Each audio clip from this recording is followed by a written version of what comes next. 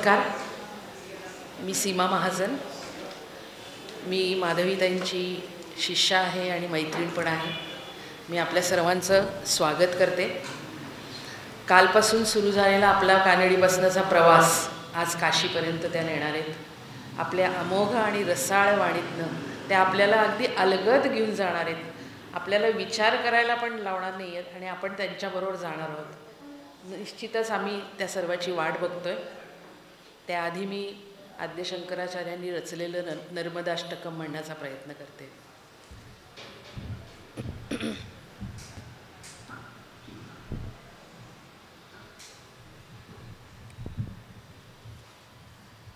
सबिंदु सिंधु सुस्खलत्तरंगभंगरंजितं द्विचस्सु पापजात जातकारिवारि संयुतं कृतान्तदूत कालभूत भीतिहारि वर्मदे त्वदीयपादपङ्कजं नमामि देवि नर्मदे त्वदम्बुलीन दीनमीन दिव्यसम्प्रदायकं कलौमलौघमारहारि सर्वतीर्थनायकं सुमच्छकच्छ नक्रचक्रचक्रवाकशर्मदे त्वदीयपादपङ्कजं नमामि देवि नर्मदे महागभीरनीरपूरपापधूतभूतलं नमस्तमस्तपातकारिदारितापदाचलं जगल्लये महाभये मृकुण्डुसूनहर्म्यदे त्वदीयपादपङ्कजं नमामि देवि नर्मदे गतं तदैव मे भयं त्वदम्बुवीक्षितं तद् यदा मृकण्डुसूनुशौनकासुरारिसेवितं सदा पुनर्भवाब्धिजन्मजं भवाब्धिदुःखवर्मदे त्वदीयपादपङ्कजं नमामि देवि नर्मदे अलक्षलक्षकिन्नरामरासुरादिपूजितं सुलक्षनीरतीरधीरपक्षिलक्षकूजितं वसिष्ठशिष्ठपिप्पलादिकर्दमादिशर्मदे त्वदीयपादपङ्कजं नमामि देवि नर्मदे सनत्कुमारनाचिकेतकश्यपादिषट्पदे धृतं स्वकीयमानसेषु नारदादिषट्पदै रवीन्दुरन्ति देवदेवराजकर्मशर्मदे त्वदीयपादपङ्कजं नमामि देवि नर्मदे अलक्षलक्षलक्षपापलक्षसारसायुधं ततस्तु जीवजन्तुतन्तुभुक्तिमुक्तिदायकं विरिञ्चि विष्णुशङ्करस्वकीयधाम वर्मदे त्वदीयपादपङ्कजं नमामि देवि नर्मदे अहोमृतं स्वनप्सृतं महेशकेशजातटे किरातसूतवाडवेषु पण्डिते शठे नटे दुरन्तपापतापहारि सर्वजन्मजन्तुशर्मदे त्वदीयपादपङ्कजं नमामि देवि नर्मदे इदं तु नर्मदाष्टकं त्रिकालमेव ये सदा पठन्ति ते निरन्तरं न यान्ति दुर्गतिं कदा सुलभ्य देह दुर्लभं महेशधाम गौरवं पुनर्भवानरन्न वै विलोकयन्ति रौरवं त्वदीयपादपङ्कजं नमामि देवि नर्मदे त्वदीयपादपङ्कजं नमामि देवि नर्मदे नमामि देवि नर्मदे नमामि देवि नर्मदे नमामि देवि नर्मदे नमामि देवि नर्मदे.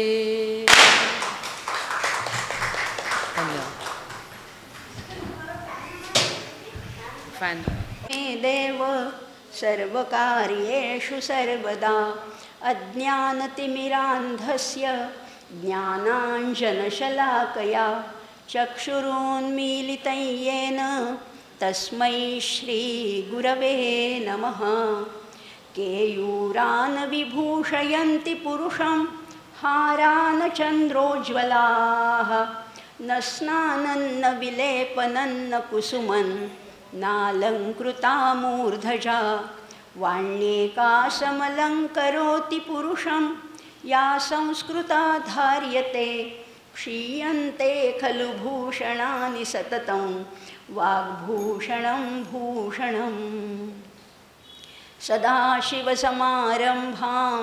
शङ्कराचार्यमध्यमाम् अस्मदाचार्यपर्यन्तां वन्दे गुरुपरम्परां। श्रुतिस्मृतिपुराणानाम् आलयं करुणालयं, नमामि भगवत्पादं शङ्करल्लोकशङ्करं। शङ्करं शङ्कराचार्यं केशवं बादरायणं, सूत्रभाष्यकृतौ वन्दे भगवन्तौ पुनः पुनः। अशा आपण रोजच्याप्रमाणे 6 प्रार्थना म्हटल्यात. वक्रतुंड विघ्नहर्त्या गजाननाला वंदन केलेलं आहे, त्याचे आशीर्वाद मागितले आहेत. सद्गुरूंना वंदन केलेलं आहे. 3रं वंदन आपण वाणीची देवता जी शारदा माता तिला वंदन केलेलं आहे. आणि 4थं 5वं आणि 6वं वंदन आपण आचार्यांच्या परंपरेला, त्यांच्या ज्ञानाला, त्यांच्या भाष्यकाराला, त्यातल्या भाष्यकाराला, असं सर्वांना वंदन केलेलं आहे. आणि त्याचबरोबर आपण सगळे इथे श्रोतेगण बहुसंख्येने जमलेले आहात. आपल्या सर्वांच्या हृदयस्थ अंतरात्म्याला वंदन करत आहे. कारण वक्ता तो वक्ता नो हे श्रोते विण, आणि श्रोते हे साक्षात जगदीश मूर्ती आहेत. अशा आपल्या सगळ्यांच्या जगदीश मूर्तीला मी अगदी मनःपूर्वक वंदन करते. आणि आजच्या विषयाला, म्हणजे आजचा 2रा दिवस आहे, या 2ऱ्या दिवसाला प्रारंभ करते. काल मी मुद्दामच सद्गुरूंचा उल्लेख केला. कुणाचा उल्लेख केला? आपण अज्ञानतिमिरांधस्य ज्ञानांजनशलाकया चक्षुरुन्मीलितं येन तस्मै श्री गुरवे नमः. ज्यांनी आमच्या अज्ञानरूपी अंधकार नाहीसा केला आणि आमच्या डोळ्यामध्ये अंजन घातले. कशाचं? ज्ञानाच्या शलाकेने अंजन घातले आणि आमचे ज्यांनी डोळे उघडले, अशा सद्गुरूंना नमस्कार केला आहे. काल मी उल्लेख करताना माझे परात्पर गुरु शंकराचार्य, परात्पर गुरु आहेत शंकराचार्य, आणि माझे आध्यात्मिक गुरु आहेत समर्थ रामदास स्वामी, या दोघांना वंदन केलं किंवा त्या दोघांचा उल्लेख केला. आज मुद्दामच मी 3ऱ्या गुरूंचा उल्लेख करते आहे. आणि 3ऱ्या किंवा मला अनेकांनी कालही विचारलं की तुम्ही हा अभ्यास कसा सुरू केला किंवा कुठनं तुम्हाला प्रेरणा मिळाली. तर माझ्या 3ऱ्या गुरु आहेत लौकिक गुरु, म्हणजे आत्तासुद्धा या जगात त्या आहेत, त्या डॉक्टर निर्मला जोशी. डॉक्टर निर्मला जोशी या माझ्या म्हणजे त्या मेडिकलच्यासुद्धा म्हणजे गुरु आहेतच. मेडिकल म्हणजे खऱ्या त्या डॉक्टरही आहेत. आणि दुसरी गोष्ट म्हणजे अध्यात्म मार्गामध्ये त्या सध्या मला इतकं मार्गदर्शन करत आहेत. त्यांनी मला 2003मध्ये एक पोथी दिली होती, त्यांनी लिहिलेली. त्यांचं दैवतच ते शंकराचार्य.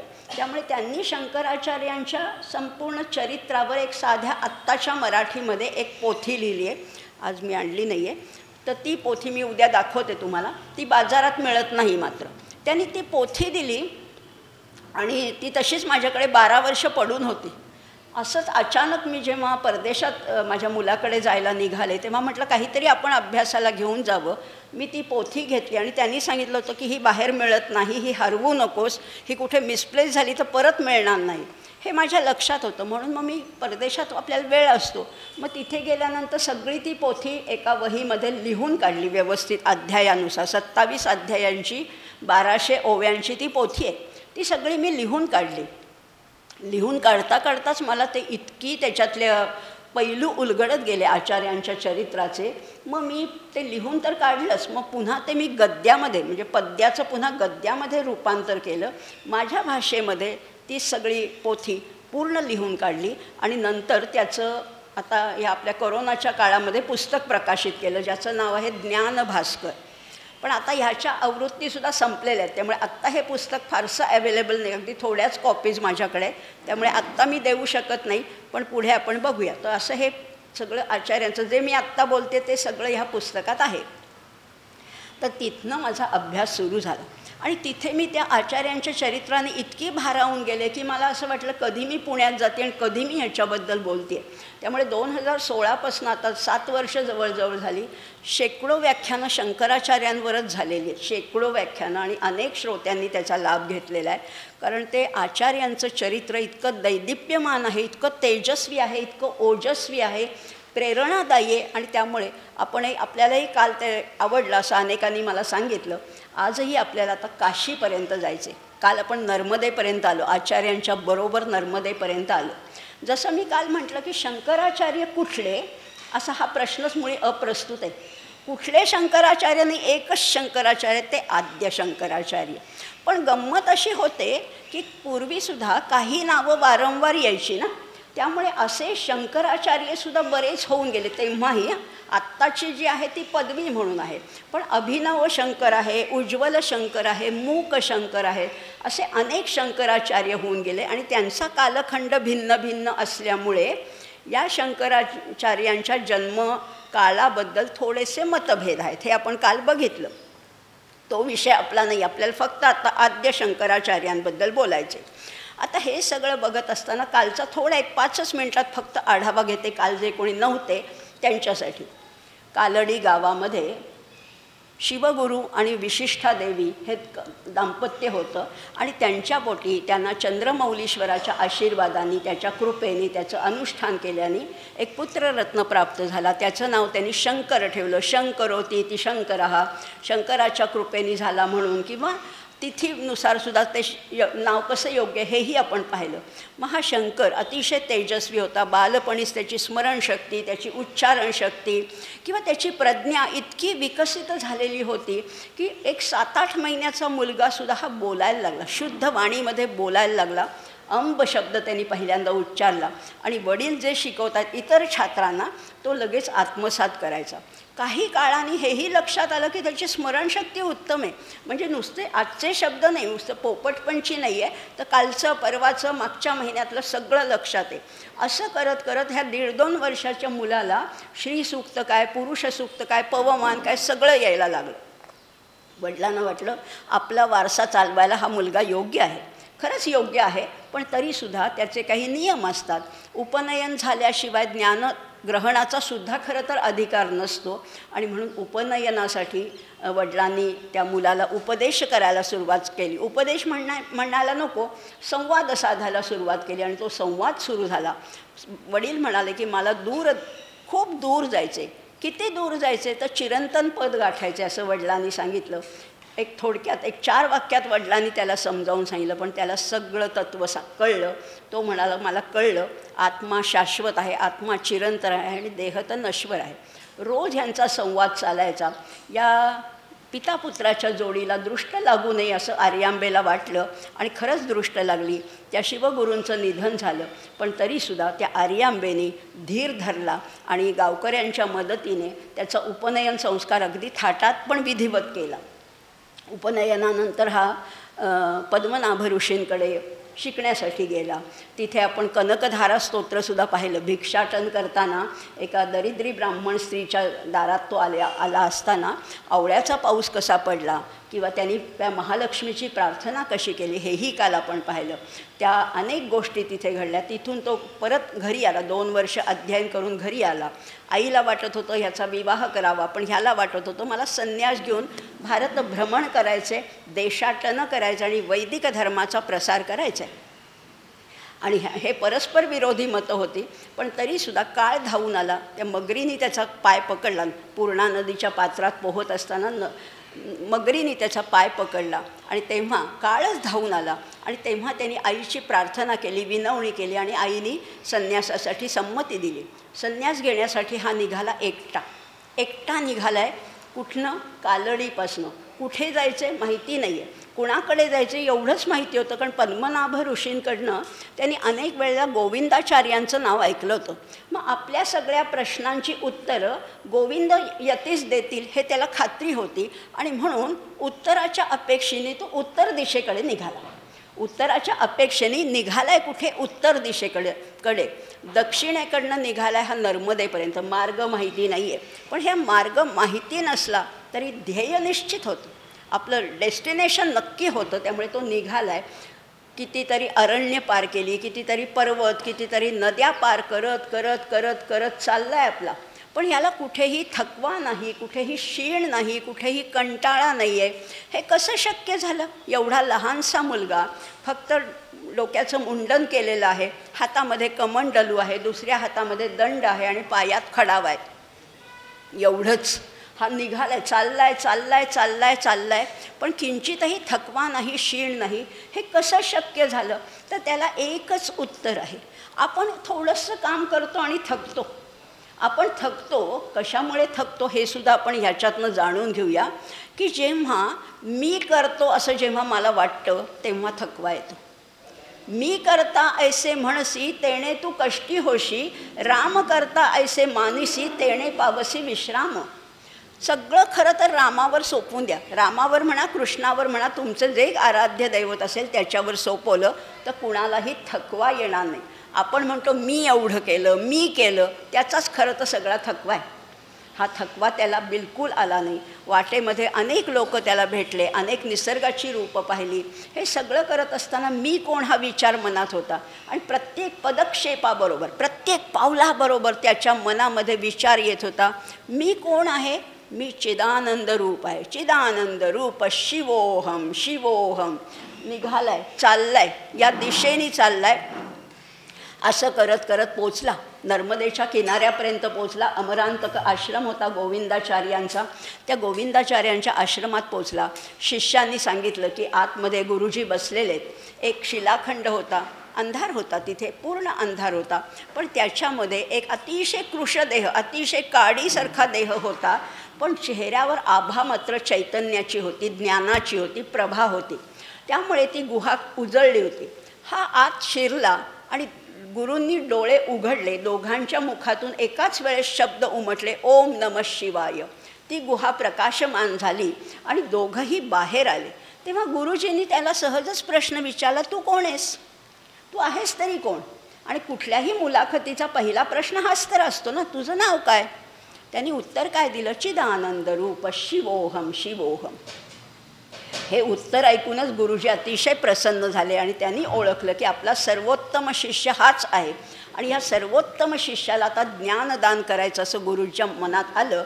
त्यांनी त्याला विधिवत संन्यास दीक्षा दिली. नवीन नाव दिलं, श्रीमत शंकर भगवत पादाचार्य हे नवीन नाव दिलं. आता आपण त्याला शंकराचार्य म्हणणार. आत्तापर्यंत आपण त्याला बालशंकर म्हणत होतो. आता ही पदवी मिळाली, आता शंकराचार्य ते झालेले. आता तिथे त्यांनी सगळे हठयोग शिकला, योगशास्त्र, पतंजलींचं योगशास्त्र शिकलेलं आहे, ज्ञानयोग. एक एक वर्ष एक एक योग शिकत होता. चारही वेदांचं अध्ययन झालेलं आहे. सगळं मुखोद्गत, स्मरणशक्ती जबरदस्त, त्यामुळे सगळं मुखोद्गत होतं. असा यांचा हा कालक्रम चालला होता. अशाच वेळेला गुरुजींना वाटलं की ह्याची आता परीक्षा घ्यावी.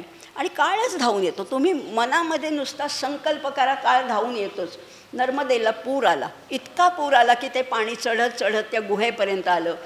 बाकीचे सगळे शिष्य घाबरले की आपल्या गुरुजींना ही नर्मदा गिळंकृत करेल का? पण ह्या शंकरनी समजावून सांगितलं की वाघिणीची पिल्लं, वाघीण ही इतरांसाठी भयदायक असते, भयकर असते, पण तिची पिल्लं तिच्या अंगावर निशंकपणाने खेळतात ना. तसंच नर्मदा काही आपल्या मुलांना गिळणार नाही आहे, त्यामुळे तुम्ही काळजीच करू नका. आणि त्यांनी केवळ तो कमंडलू दारापाशी ठेवला, गुहेच्या दारापाशी. पाणी ओसरलं. सगळ्या शिष्यांनी हा वृत्तांत सांगितला. आजूबाजूचे लोक सगळे धावून आले आणि सगळे म्हणायला लागले, ह्याचा जय जयकार करायला लागले. हर हर शंकर, जय जय शंकर, हा सगळा जय जयकार सुरू झाला. गुरुजी म्हणाले की सगळं गुरुजींनी हे वृत्तांत ऐकला आणि गुरुजींनी आपल्या शिष्याची योग्यता ओळखली आणि आता त्याला आदेश दिला आहे की आता तुला माझ्या सावलीमध्ये राहून चालणार नाही, आता तू काशीला जा. काशी काय आहे? तर काशी ही ज्ञानपुरी आहे. काशीमध्ये अनेक देशादेशातून विद्वान येतात आणि विद्वान आपापली मतं मांडतात आणि तिथे वादविवाद झडत असतात. वादविवाद म्हणजे त्याला खरं तर शास्त्रार्थ म्हणतात. त्याचंही आपण 3 भाग काल पाहिले, जल्प, वितंडा आणि वाद. जल्प म्हणजे स्वतःचं मत मांडणं, वितंडा म्हणजे दुसऱ्याचं मत खोडून काढणं आणि वाद म्हणजे तुझं थोडं आणि माझं थोडं. दोघातलं चांगलं घेऊन एक नवीन तत्त्व निर्माण करणं. वादे वादे जायते तत्त्वबोध, असं काशीमध्ये अनेक गोष्टी घडत होत्या. या शंकराला सुद्धा वाईट वाटलं. म्हणजे आता आपण शंकराचार्य म्हणणार आहेत की गुरूंना सोडून जायचं, ह्याचं त्याला निश्चितच वाईट वाटलं. पण गुरूंची आज्ञा आहे ना. आता याचा प्रवास सुरू झाला. हा पावसाळ्याचा काळ संपला आणि प्रवास सुरू झाला. पण आता जेव्हा तो कालडीहून नर्मदेला आला तेव्हा तो एकटा होता. तेव्हाही आईचे निरोप घेताना त्याला वाईट वाटलं होतं. आईची खरं तर मनापासून इच्छा नव्हती, पण हे सगळं करत असताना त्यांनी आईला एक वचन दिलं होतं की तू काही काळजी करू नकोस, तू जेव्हा हाक मारशील तेव्हा मी येईन आणि तुझे अंत्यसंस्कार तर मी निश्चितपणाने करेन, असं आईला त्यांनी वचन दिलेलं होतं. हे म्हणजे कालडीपासून नर्मदेचा प्रवास एकट्याने केला आहे. आता नर्मदेपासून काशीचा प्रवास, आता थोडे शिष्यगण जमा झालेले आहेत, पण शिष्य कसे आहेत त्यांच्यापेक्षा मोठे आहेत. आणि हा कोवळा बटू आहे. खरं अजूनही 8 वर्षाचाच, एक 10-12 वर्षाचा हा मुलगा आहे, कोवळाच मुलगा आहे, पण तेज काय आहे. हा प्रवास सुरू झाला. आता प्रवास सुरू झाला, अनेक, जसं मगाशी म्हटलं की निसर्गाची अनेक रूपं अनुभवली. प्रदेश बदलत होता ना, म्हणजे दक्षिणेकडचा प्रांत वेगळा, उत्तरेकडचा वेगळा, आता बदलत चाललेला आहे. तसेच माणसांचेही अनेक प्रकार लागले. अनेक पंथ, उपपंथ, बौद्ध, जैन, अनेक प्रकारचे लोक त्यांना भेटत होते. काही त्यांच्याशी चर्चा करत होते, काही प्रश्न विचारत होते. पण शंकराचार्य प्रत्येकाच्या प्रश्नाचं अतिशय समर्पक उत्तर देत होते. आणि उत्तर देतानासुद्धा अतिशय नम्रभाव. कुणालाही त्यांनी कमी लेखलं नाही. कुठलंही पंथ कमी नाही आहे. फक्त तुमच्या ह्या पंथामध्ये एवढ्या त्रुटी आहेत, तर हा वैदिक धर्म तुम्ही स्वीकारा. कालही मी म्हटलं की आचार्य कधीही म्हणाले नाहीत की मी सांगतो ते बरोबर आहे. ते म्हणायचे वेदामध्ये असं सांगितलं आहे, श्रुतींचं असं मत आहे. हा सगळा प्रवास सुरू होता. आता शिष्य आणखीन जोडत चाललेले आहेत. जे लोक भेटत होते ते ह्याच्या बोलण्याने इतके प्रभावित होत होते आणि त्यामुळे ह्या अद्वैताचा प्रसार आता तो वाढत चाललेला आहे. आता तुम्ही म्हणाल ह्या 10 वर्षाच्या मुलाचं एवढे मोठाले लोक ऐकतील कसे हो? कसे काय ऐकतील? खरं तर आपल्याला हे खरं वाटत नाही. पण बघा, कोणी कुठलीही गोष्ट केव्हा ऐकतो आपण दुसऱ्याचं? जेव्हा त्याच्या बोलण्यात आणि वागण्यामध्ये सुसंगती असते, सुसूत्रता असते, तेव्हाच आपण ऐकतो. या शंकराच्या बोलण्यामध्ये, वागण्यामध्ये सुसूत्रता होती, सुसंगती होती. यथा चित्तम तथा वाचा, यथा वाचस तथा क्रिया, चित्ते वाची क्रियायाम च साधूनां एक रूपता. जे मनात आहे तेच बोलण्यात आहे आणि जे बोलण्यात आहे तेच आचरणात आहे. कुठेही वेगळं नाही. आतमध्ये काहीतरी म्हणजे वेगळं आहे, कपट आहे आणि बाहेर असं नाही. त्यामुळे सगळे लोक इतके सगळं बोलणं पूर्ण ज्ञानजन्य असं बोलणं होतं. ज्ञानाने परिपूर्ण असं बोलणं असल्यामुळे सगळे इतके प्रभावित व्हायचे की त्याच्याकडे ओढलेच जायचे. काशीला पोचेपर्यंत शिष्यांची संख्या वाढतच चालली आहे, वाढत चालली आहे. पण खूप प्रवास खूप होता नर्मदेपासून काशीपर्यंत. शिष्य आणि सगळं पदभ्रमण आहे बरं का. शिष्यांना अतिशय थकवा जाणवत होता. आता काशीमध्ये प्रवेश केला. आता आपण काशीमध्ये आलो आहेत बरं का. काशीमध्ये प्रवेश केला आहे, ज्ञानपुरीमध्ये प्रवेश केला आहे. शिष्यांना जरा दिलासा मिळाला की आता चालणं नको, आता भ्रमणं नको. आणि आचार्यांना, म्हणजे आपण त्यांना आचार्य म्हणूया बरं का. शंकराचार्यांना आता असं वाटलं की आता जसं गुरुजींनी सांगितलं होतं, काशीला गेल्यावर तू काय कर, 3दा विश्वेश्वराला चंदन लेप करायचं, त्रिकाल स्नान आहे, संध्या आहे, आणि माता भवानीचा आशीर्वाद संपादन करून घे. तिथलं जे ग्रामदैवत आहे कालभैरव, त्यालाही वंदन कर, त्याचीही आराधना कर. हा गुरूंचा आदेश होता. त्याप्रमाणे गेल्या लगेच आचार्यांनी विश्वेश्वरा स्नान केलं, गंगेवर घाटावर स्नान केलं, संध्या केली आणि विश्वेश्वराला चंदन लेप केला. आणि हाच दिनक्रम सुरू झाला. 3 वेळेला त्रिकाल स्नान, त्रिकाल संध्या, त्रिकाल चंदनलेप, हा सगळा कार्यक्रम सुरू झाला. शिष्यांना थोडासा दिलासा मिळाला. आता हे सगळं करत असताना माणसांचे तर अनेक प्रकार बघायला मिळत होते. हे सगळं करताना आता बघा, काशीला पोचल्यानंतर त्यांनी ओळखलं की जर का मी नुसताच गुरुजींच्या छायेत राहिलो असतो तर माझं ज्ञान एकांगी झालं असतं. आता मला अनेक पंथ, उपपंथ यांचं स्वतः म्हणजे त्याचं ज्ञान मिळालं आहे, त्यांच्या बुद्धीतल्या ज्या त्रुटी होत्या त्या मी दूर करू शकलो, हे गुरुजींचेच माझ्यावर ऋण आहे. कधीही त्यांनी कुठल्याही गोष्टीचं श्रेय स्वतःकडे घेतलं नाही. मी बघा असं काही कधी नाही, हे गुरुजींमुळे मला शक्य झालं, हे सगळं त्याला वाटलं होतं.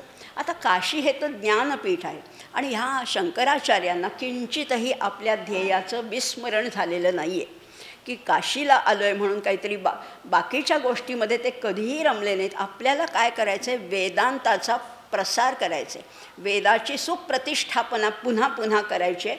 कारण तेव्हा धर्माला ग्लानी आली होती. काल आपण पाहिलं तो धर्म थोडासा काय ढिला झाला होता, सैल बांधणी झाली होती. आता हे सगळं करत होते. हे सगळं चालू असताना घाटावर रोज आचार्यांची प्रवचनं असायची, शिष्यांना उपदेश असायचा. खरं तर अध्ययन आणि अध्यापन रोज चालू आहे, पण नुसते शिष्यांपुरतं हे मर्यादित राहिलंच नाही. कारण काशीमध्ये इतके विद्वान यायचे, त्या विद्वानांना ही यांची कीर्ती पसरली आणि अनेक विद्वान तिथे जमा व्हायला लागले. मग काही विद्वानसुद्धा काही प्रश्न विचारायचे आणि प्रत्येक प्रश्नाचं समर्पक, योग्य आणि बुद्धीला पटेल असं उत्तर आचार्य प्रत्येकाला देत होते. हे सगळं करत असतानासुद्धा, सगळ्यात राहूनसुद्धा कमलपत्राप्रमाणे अलिप्त. सगळ्यात आहेत, पण कुणाशी मैत्री केली आहे, कुणाशी उगीच दोस्ती केली आहे, कुणाशी फार घस असं नाही. मी एक म्हणजे म्हणजे काय पद्मपत्राप्रमाणे ते अलिप्त होते, सगळ्यात राहूनसुद्धा अलिप्त होते. हे सगळं करत असताना त्यांच्या मनात विचार यायचा की गुरुजींना तर मी उत्तर दिलं. गुरुजींनी जेव्हा मला गोविंदाचार्यांनी नाव विचारलं तेव्हा मी सांगितलं, मनोबुद्धी अहंकार चित्तानि नाहम न च श्रोत्रजिह्वे न च घ्राणनेत्रे न च व्योमभूमी न तेजो न वायुर चिदानंदरूप शिवोहम शिवोहम. सांगितलं खरं, पण हे लोकांना कसं समजवायचं? मी चैतन्य स्वरूप आहे हे लोकांना कसं समजेल असा त्यांच्या मनात विचार आला मात्र आणि लगेचच असा काही प्रसंग घडला की ह्या प्रश्नाचं उत्तरही त्यांना लगेचच देता आलं. म्हणजे काय झालं सांगू का? तुम्हाला माहिती आहे, तुम्ही आता बरेच जण आपल्यापैकी काशीला जाऊन आले असाल, तर काशी आणि त्या म्हणजे नदीवर जाण्याचा जो मार्ग आहे त्याच्यामध्ये खूप अरुंद रस्ते आहेत, म्हणजे अरुंद बोळच असं म्हणता येईल असे रस्ते. आता आचार्यांचं सगळं काशीवासियांना ज्ञात झालेलं होतं की यांचं सोवळं ओळं खूप आहे, हे शिष्य ह्यांचे जथा मोठा, ह्यांना असं चालत नाही. मग लोक आदराने त्यांना मार्ग करून द्यायचे, रस्ता करून द्यायचे. त्या बोळातनं जाताना सुद्धा बाकीचे लोक बाजूला व्हायचे की नाही आचार्य आलेत आणि म्हणून बाकीचे लोक त्यांना आदराने रस्ता द्यायचे. एकदा काय झालं, आचार्य असेच चालले होते, बोळाच्या एका तोंडाशी होते आणि पलीकडच्या तोंडाशी एक चांडाळ जातीचा माणूस उभा होता आणि त्याच्याकडे 4 कुत्री होती. तो स्वतःही घाणेरडा होता आणि कुत्रीही घाणेरडीच होती. तो समोर उभा आहे. आता आचार्य जाणार तरी कसे? शिष्य म्हणाले, अहो जरा बाजूला व्हा. त्या चांडाळाने ऐकल्यासारखं केलं. मग आचार्य म्हणाले की जरा रस्ता देता का? म्हणजे संस्कृतमध्ये ते असं म्हणाले, अपसर म्हणजे जरा दूर व्हा. त्या चांडाळाने काहीही लक्ष दिलं नाही. आचार्य पुन्हा जरासं उच्च स्वराने म्हणाले की जरा दूर व्हा, माझ्या मार्गातनं जरासं दूर व्हा. तेव्हा तो चांडाळ म्हणाला, मी तर अडाणी आहे, मी अज्ञानी आहे, मला काही कळत नाही, तुमचा भेद काय अभेद काय मला काही कळत नाही. तुम्ही तर विद्वान दिसताय, मला नीट समजावून सांगा बरं. मी बाजूला होतो, पण बाजूला कुणाला व्हायला सांगताय तुम्ही? शरीराला का आत्म्याला? शरीर तर तुमचं आणि माझं खरं म्हटलं तर सारखंच आहे. शरीरामध्ये काही फरक नाही. तेच पंचधातूंचं सप्तधातूंचं बनलं आहे, पंचकोश आहेत, पंचप्राण आहेत, पंचमहाभूत आहेत. शरीर तर तुमचं आणि माझं सारखंच आहे. अन्न थोडंसं वेगळं असेल, बाकी शरीरात काहीच फरक नाही. आणि आत्मा तर काय, तो निर्लेप आहे. त्यामुळे कुणाला बाजूला व्हायला सांगताय? बाकीचे शिष्य इतके चिडले, म्हणाले की हे चांडाळ फार माजलेत, यांना आचार्यांना आदर देणं तर माहितीच नाही आहे, त्यांना दुरुत्तरं करतायत. पण आचार्यांनी बरोबर ओळखलं की हा चांडाळ नाही आहे, हा साधा कोणीतरी माणूस नाही आहे, तर हा प्रत्यक्ष साक्षात विश्वेश्वराने ह्या चांडाळ रूपात मला दर्शन दिलं आहे आणि माझ्या बुद्धीतलं जे न्यून होतं ते दूर करण्यासाठी हा असे प्रश्न मला विचारतो आहे. आणि म्हणून आचार्यांनी त्याला आलिंगन दिलं, त्याला मिठी मारली. जो अस्पृश्य होता त्याला मिठी मारली आणि नंतर तर त्याचे पाय धरले. आणि नुसतेच पाय धरले नाही, तर आचार्य म्हणाले की एखादा व्यक्तीने जर का मला हे समजावून सांगितलं तर तो कुठल्याही जातीचा असला तरी तो माझा गुरुच आहे असं समजेन मी. आणि हे आचार्यांनी तिथे जे स्तोत्र रचलं ना, त्या स्तोत्राचं नाव आहे मनीषा पंचक. मनीषा पंचक अतिशय तत्त्वज्ञानाने परिपूर्ण असं हे स्तोत्र आहे. जाग्रत स्वप्न सुषुप्तिषु स्फुटतरा या संविदृजृंभते या ब्रह्मादिपिपीलकान्ततनुषु प्रोता जगत्साक्षिणी सैवाहं न च दृश्यवह्नितवस दृढप्रज्ञापि यस्यास्ति चेत् चाण्डालोऽस्तु सतुद्विजोऽस्ति गुरुरित्येषा मनीषा मम. तो चांडाळ असो द्विज असो ज्याला हे कळतंय, जाग्रत स्वप्न सुषुप्ती 3 अवस्था आहेत आपल्या देहाच्या. जागृती स्वप्न सुषुप्ती या तिन्ही अवस्थेत जे तत्त्व आहेच. बघा हां, आत्ता आपण जागे आहोत. जागे आहात ना सगळे? आपण आत्ता जागे आहोत तेव्हाही तो आहेच. जेव्हा आपण स्वप्न बघतो तेव्हाही तो आहेच. आणि जेव्हा आपल्याला गाढ निद्रा लागते तेव्हाही तो असतोच. आपण जेव्हा म्हणतो काल मला खूप छान झोप लागली, हे कळलं कोणाला? तो आहे ना जागा. या जाग्रत स्वप्न सुषुप्तिषु स्फुटतरा या संविद उज्जृंभते, ही जी जाणीव आहे तिला संविद म्हटलेलं आहे. आणि ती कुठे आहे? ब्रह्मादी पिपिलिका, ब्रह्मापासनं मुंगीपर्यंत, पिपिलिका म्हणजे मुंगीपर्यंत ही जाणीव आहे. हे जो कोणी मला समजावून देईल तो माझा गुरुच आहे असं म्हणून आचार्यांनी त्याचे पाय धरले. पण पाय धरले आणि बाकीचे लोक आश्चर्य करतायत न करतायत तोपर्यंत तो चांडाळ नाहीसा झाला, दिसेनासा झाला, कुठे गेला कळलंसुद्धा नाही. आचार्यांनी ते स्तोत्र पूर्ण केलं. हे सगळं घडत असताना शिष्यांना अतिशय आश्चर्य वाटत होतं. खरं तर हे शिष्यांना पहिल्यांदा पटलं नव्हतं. शिष्य म्हणाले, अस्पृश्य व्यक्तीला तुम्ही कसं काय आलिंगन दिलं? पण आचार्य म्हणाले की मला त्यांनी उलट हे काजळ घातले, माझ्या डोळ्यामध्ये अंजन घातले की चैतन्याला कुठलाही भेद नाही. आणि म्हणून त्यांनी हे पंचक रचलेलं आहे. अशी अनेक पंचक आहेत बरं का आचार्यांची. आता सगळी बघायला आपल्याला वेळ नाही. यती पंचक आहे, मनीषा पंचक आहे, वेद पंचक आहे, उपदेश पंचक आहे, वैराग्य पंचक आहे, कौपीन पंचक आहेत. अशी पंचक आहेत, अष्टक आहेत, षटपदी आहेत, अनेक स्तोत्र आहेत. आचार्य आपल्याला स्तोत्राच्या रूपाने माहिती आहेत. पण आचार्यांचं वाङ्मय किती विपुल आहे माहिती आहे का? फक्त स्तोत्रच माहीत आहेत. आचार्यांचे आकर ग्रंथ आहेत, प्रकरण ग्रंथ आहेत, भाष्य ग्रंथ आहेत आणि स्तोत्र रचना आहेत.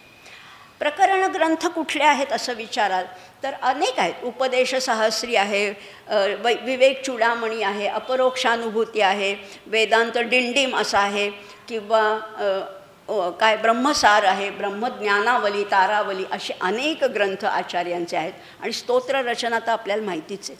आचार्य ज्या मंदिरात जायचे ना तिथे नुसता नमस्कार करून भागायचं नाहीच त्यांचं, ते स्तोत्र रचना करूनच बाहेर यायचे. आणि प्रत्येक स्तोत्र रचना विलक्षण. आपल्याला असं एक वाटतं की काव्य हे तरल असतं आणि तत्त्वज्ञान हे वृक्ष असतं. पण आचार्यांची काय प्रतिभा आहे! आचार्यांनी या दोन्हीचा संगम केलेला आहे. म्हणजे ते तत्त्वज्ञानाच्या दृष्टीने कुठेही खाली घसरलेले नाही किंवा कुठला एक शब्द बसवायचा म्हणून बसवलेला नाही आहे.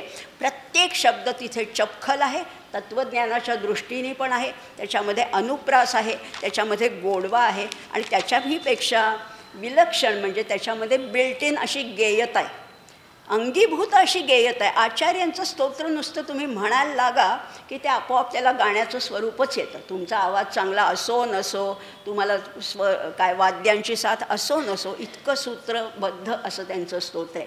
अनुप्रास्त वारंवार आहेत. आत्ताच आपण पाहिलं नर्मदाष्टकामध्ये, अलक्ष लक्ष लक्ष पाप लक्ष सार सायुधम, किती वेळा क्ष आलेला आहे.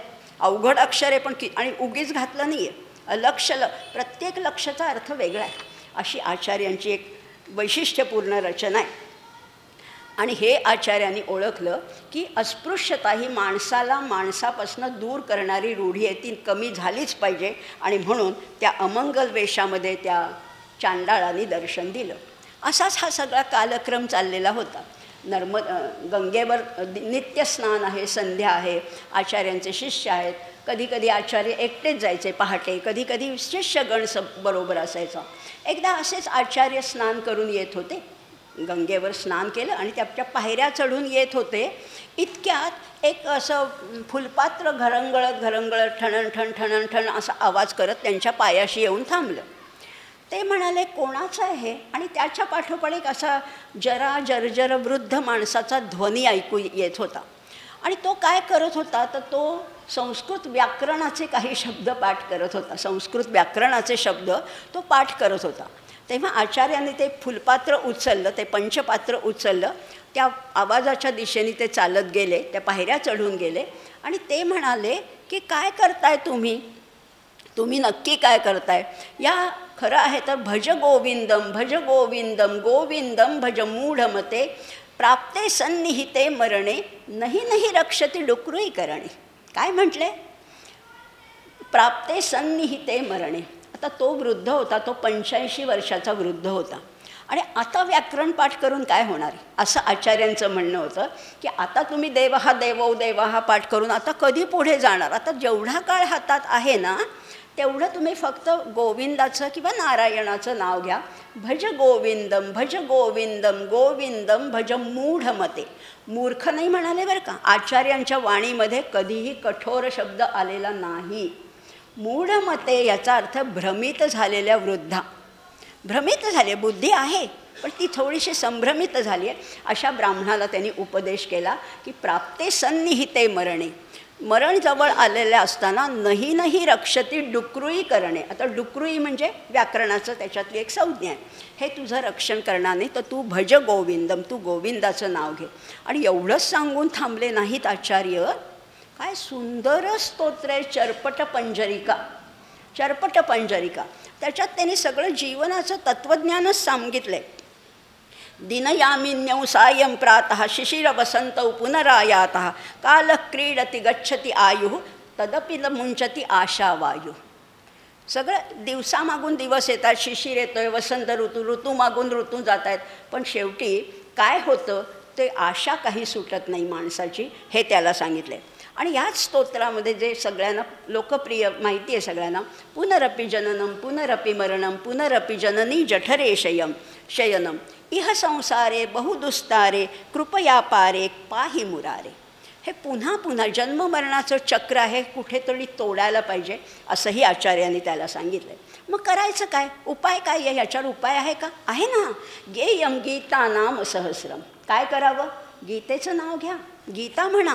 गेयम गीता नाम सहस्रम ध्येयम श्रीपतिरूपमजस्रम नेयम सज्जन संगे चित्तम देयम दीनजनाय च वित्तम. एवढंच करा. किती सोपं सांगितलं आहे ना की गीता म्हणा, विष्णू सहस्रनाम म्हणा, त्याचं चिंतन करा, दीन लोकांना धन द्या, दान करा, हे सगळं त्यांनी सांगितलं आहे. आता हे सगळं सांगत असताना खूप सुंदर त्याच्यामध्ये अगदी जीवनाचं कटू सत्य मांडलेलं आहे, परखड सत्य मांडलेलं आहे. आता वृद्धाला उपदेश करत असताना आचार्य बोलायला लागले की 10 लोक गोळा व्हायचेच. त्या घाटावरती त्यांच्या भोवती गोळा झालेच लोक. आणि लोक म्हणजे बोध त्या जरी त्या वृद्ध गृहस्थाला करत असले तरी लोक प्रश्न विचारायला लागले. ते म्हणाले तुम्ही म्हणताय भज गोविंदम भज गोविंदम, मग आम्ही नारायणाचं नाव घेतलं तर चालेल का? केशवाचं नाव घेतलं तर चालेल का? अच्युताचं नाव घेतलं तर चालेल का? अहो चालेल ना. मग लोक लगेच प्रश्न विचारतात. लोक म्हणायला लागले विष्णू सहस्रनामामध्ये तर एवढी हजारो नावं आहेत, मग कुठलं नाव घ्यायचं ते तरी सांगा. आम्हाला माहिती आहे, विष्णू सहस्रनामसुद्धा माहिती आहे, पण अर्थ माहिती नाही, त्यामुळे आम्हाला काही कळतच नाही त्याचं कुठलं नाव घ्यावं किंवा कुठल्या प्रसंगी कुठलं नाव घ्यावं. आचार्यांना काय पाहिजेच होतं. आचार्यांच्या आवडीचा विषय असला की त्यांच्या वाणीला एक फुलोरा यायचा. आणि म्हणून आचार्य म्हणाले सांगतो ना, तुम्हाला सगळं सांगतो. ओम म्हणजे काय आहे? पहिला जो प्रणवध्वनी झाला ना या सृष्टी निर्मितीच्या वेळेस, पहिला प्रणवध्वनी झाला तो ओंकार होता. म्हणून पहिलं नाव आहे ओम. विष्णू विष्णू वषटकार ओम हे त्याचं नाव आहे. मग नुसतंच त्यांनी ही निर्मिती केली एवढंच नाही आहे, तर निर्मिती करून तो त्याच्यात शिरला. तो भगवंत परमात्मा त्याच्यात शिरला म्हणजे प्रवेश केला, म्हणजे विष झाला. विष म्हणजे प्रवेश करणे, म्हणून तो विष्णू आहे. ओमचा अर्थ कळला, विष्णूचा अर्थ कळला. अनेक त्याच्या विष्णू सहस्रनामामध्ये अनेक नावं आहेत. लोहिताक्ष म्हणजे ज्याचे डोळे आरक्त आहेत असा, धर्मगुप्त म्हणजे धर्माचं रक्षण करणारा, त्रिककुब्धाम म्हणजे 3 दिशा ज्याचं आश्रयस्थान आहे असा, सहस्रार्ची, सप्तजिव्ह, सप्तैधा, सप्तवाहना, या प्रत्येक नावाचा आचार्यांनी अर्थ सांगायला सुरुवात केली. आणि इथेच विष्णू सहस्रनामाचं भाष्याची सुरुवात झाली. आपण काल मी म्हटलं ना, प्रस्थानत्रयीवर भाष्य केलं. इथे विष्णू सहस्रनामावर भाष्य हे आचार्यांच्या भाष्य ग्रंथातलं पहिलं पाऊल होतं. कुठल्याही मोठ्या कार्याची सुरुवात एका छोट्या पावलानेच होत असते, असं इथे सुरू झाली. मोठी यात्रा करायची तर छोटं पाऊल उचलावंच लागतं. हे सगळं झाल्यानंतर आचार्यांची निरासक्त वृत्ती वारंवार दिसत होती. एवढं कार्य करूनसुद्धा आचार्यांची कुठेही आसक्ती नाही आहे. आता शिष्यांची संख्या इतकी वाढत चालली आहे. दुरून कितीतरी वेगवेगळ्या पंथाचे उपपंथाचे लोक यायचे, प्रश्न विचारायचे, त्यांच्या शंकांचं निराकरण आचार्य करायचे आणि पुन्हा अद्वैत हाच सगळ्यात श्रेष्ठ धर्म आहे हे पुन्हा ठसवायचे. याच्यामध्ये आचार्यांच्या मनामध्ये मी किती मोठा, बघा माझी शिष्यसंख्या केवढी झाली, हा कधीही भाव नव्हता. शिष्यसंख्या वाढतीये, रोज वाढतीये. पण आचार्यांच्या मनात नव्हता, पण शिष्यांच्या मनात होता बरं का. शिष्यांच्या मनात हा भाव होता की हा एवढे शिष्य आहेत, ह्याच्यातला आचार्यांचा लाडका कोण बरं असेल, या पंथाचा असेल का त्या पंथाचा असेल, ह्यांचा असेल का मीच असेल, कोण लाडका असेल, असं शिष्यांच्या मनात वारंवार यायला लागलं. आणि आचार्यांना विचारायला नाही लागले, शिष्य विचारायला लागले की कोण खरं तुमचा पट्ट शिष्य कोण आहे हो. आचार्य म्हणाले काळच उत्तर देईल. आता बघा, आपण पहिल्यापासून बघतोय, प्रश्न निर्माण झाला की उत्तर मिळतंच. काळच त्याचं उत्तर देईल. असंच झालं बरं का. आचार्यांचे अनेक शिष्य होते. त्याच्यात एक शिष्य होता ज्याचं नाव होतं सनंदन नावाचा शिष्य होता. तो स्वतः नृसिंहाचा भक्त होता, पण आचार्यांच्या ज्ञानाच्या प्रभावामुळे तो त्यांच्याकडे ओढला गेला होता. नुकताच तो शिष्य झालेला होता, पण अतिशय दृढ निष्ठा होती, प्रखर निष्ठा आहे गुरूंवर. असाच तो गंगेच्या पलीकडे काहीतरी सामान आणण्यासाठी गेला होता. आचार्य ह्या तीरावर होते आणि तो पलीकडच्या तीरावर होता. आचार्यांची काही कामं त्याच्या वाचून खोळंबली होती आणि म्हणून आचार्यांनी विचारलं, कुठे गेला सनंदन. सगळे शिष्य म्हणाले, अहो तो तिकडे गेलाय. तेवढ्यात तो दिसला सनंदन.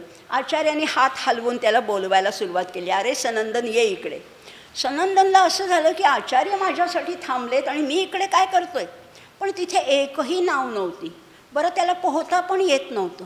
जाणार तरी कसा आचार्य, आणि गंगेचं पात्र काही उथळ नाही आहे, खोल आहे, जाणार तरी कसा पलीकडच्या तीरावर. आचार्य हाका मारतात आणि सनंदन अस्वस्थ झाला. आणि मग त्यांनी काय केलं, बेधडक त्या गंगेच्या पाण्यावर पाऊल ठेवलं. लोक म्हणाले काय वेडाबिडा आहे का, काय हा बुडणार नक्कीच, गंगेचं पात्र खोल आहे, ह्याला काही पोहता येत नाही, हा नक्कीच बुडणार. पण काय आश्चर्य, जिथे पाऊल ठेवावं तिथे कमळ तयार झालं. मोठं विशाल असं कमळ तयार झालं. त्यांनी एक पाऊल ठेवलं, दुसरं पाऊल ठेवायच्या पूर्वीच तिथे कमळ तयार झालं. पुन्हा पहिलं पाऊल ठेवायला असं या संपूर्ण गंगेच्या पात्रामध्ये कमळं तयार झाली. त्या प्रत्येक कमळावर पाय देत हा सनंदन धावत आचार्यांच्याकडे आला. आचार्यांच्या पावलावर लोटांगण घातलं. लोक बघतायत, डोळ्यांनी बघतायत, पण हे खरंच वाटे ना, हे कसं शक्य आहे. पण आचार्य म्हणाले की शाब्बास सनंदना, तुझ्यावर मी अतिशय प्रसन्न झालो आहे. तुझी गुरुनिष्ठा ही खरी निष्ठा आहे आणि आज तू या कमळावर पाय ठेवून आलास. कमळाला म्हटलेलं आहे पद्म आणि पायाला म्हणतात पाद, म्हणून तुझं नाव आजपासून पद्मपादाचार्य. आचार्यांचा पहिला शिष्य, हा आचार्यांचा पहिला शिष्य पद्मपादाचार्य. लोक म्हणाले किती याची गुरुनिष्ठा आहे. पण आचार्य म्हणाले की बरोबर आहे, याची गुरुनिष्ठा तर आहेच आहे, पण हा नृसिंहाचा भक्त आहे. आज तुम्ही म्हणाल की मी ह्या सनंदनाला वाचवलं, पण पुढे लक्षात ठेवा हा सनंदनच मला वाचवणार आहे. आणि उद्याच्या परवाच्या प्रसंगात येणारच आहे की सनंदनाने कसं आचार्यांना वाचवलं. आचार्य साक्षात म्हणजे खरंच हे करुणावतार आहेत, अतिशय करुणावतार होते आणि त्यांची म्हणजे ज्ञानसाधना तर विलक्षण होती. शिष्यांवर अतिशय प्रेम होतं, अनुराग होता, पण त्याच्यामध्ये आसक्ती नव्हती. हे सगळं करत असताना ते म्हणाले, आता विश्वेश्वरांनी चांडाळ रूपामध्ये दर्शन दिलं. या पद्मपादा म्हणजे शिष्यसुद्धा हा तयार झाला, पट्ट शिष्य. आचार्यांच्या कुठल्याही तसबिरीमध्ये आपण 4 शिष्य बघतो. त्या 4ही शिष्यांच्या कथा आपण ओघाओघात बघणार आहोत. आज पहिला पद्मपाद आपल्याला कळला. आचार्यांच्या मनात आलं की विश्वेश्वरांनी तर दर्शन दिलं, पण गुरुजींनी सांगितलं होतं की माता भवानीची कृपा संपादन करून घे. ती अजून होत नाही आहे. माता भवानी काही अजून मला प्रसन्न झाली नाही, ती कधी होईल बरं? असा प्रश्न आला, लगेच उत्तर मिळालं. असेच एकदा आचार्य एकटेच अगदी ब्राह्ममुहूर्तावर म्हणजे जवळजवळ 3-3:30 वाजता पहाटे गंगेवर स्नानासाठी गेले. रस्ता अगदी म्हणजे कोणीही रस्त्यावर नव्हतं, सगळीकडे शांतता होती, अंधार होता. अशामध्ये आचार्य तिथनं चालले होते, त्या घाटावर जाण्यासाठी उत्सुक होते. त्या घाटावर जाताना त्या बोळामध्ये एक बाई बसलेली होती. तिचा रुदनस्वर ऐकू आला, रडण्याचा स्वर त्यांना ऐकू आला. आणि नुसतीच रडत नव्हती, तर तिच्या मांडीवर तिच्या पतीचं प्रेत होतं. तिच्या पतीचं प्रेत मांडीवर घेऊन ही स्त्री बसली होती आणि रडत होती, हळू आवाजात रडत होती. आचार्यांना वाईट वाटलं. आचार्य करुणासागरच होते, त्यांना अतिशय वाईट वाटलं की काय ही स्त्री, बिचारीला कोणी नातेवाईक नसतील, कसा अंत्यसंस्कार करणार, काय करणार. पण त्यांना जायलाही जागा नव्हती. म्हणून ते त्या स्त्रीला म्हणाले की बाई माते, जरा माझं ऐकता का, तुम्ही हे शव थोडंसं बाजूला घेता का. 2दा-3दा सांगितलं, पण तिने काही लक्ष दिलं नाही. आणि पुढेसुद्धा नंतरसुद्धा ती लक्ष दिलं नाही, आचार्यांकडे तिने पाहिलंसुद्धा नाही. ती म्हणाली, मला कशाला सांगताय, तुमच्या वाटेत कोण येतं, हे शव येतं आहे ना, मी नाही येते, त्या शवाला सांगा की हालायला, त्याचं त्याने हालावं, शव वाटेत येते ना.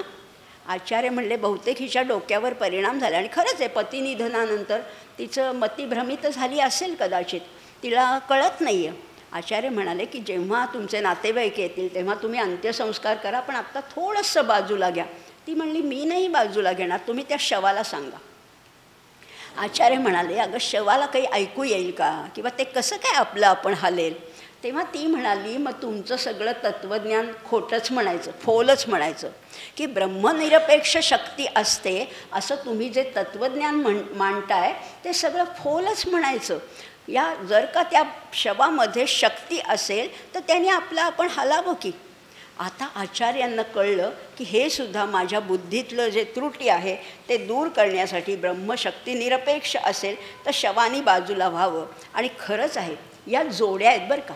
प्रत्येक जीव जे आहे, सजीव जे आहे, सगळी सृष्टी जी आहे ती सगळी म्हणजे शिवशक्तीचं सामरस्य आहे. या सगळ्या सृष्टीमध्ये जसं जड आहे तसं चैतन्य, जसं शिव आहे तशी शक्ती आहे, जसं पुरुष आहे तशी प्रकृती आहे. या सगळ्याचं मिळून हे बनलेलं हे सगळं सृष्टीचं वैभव आहे.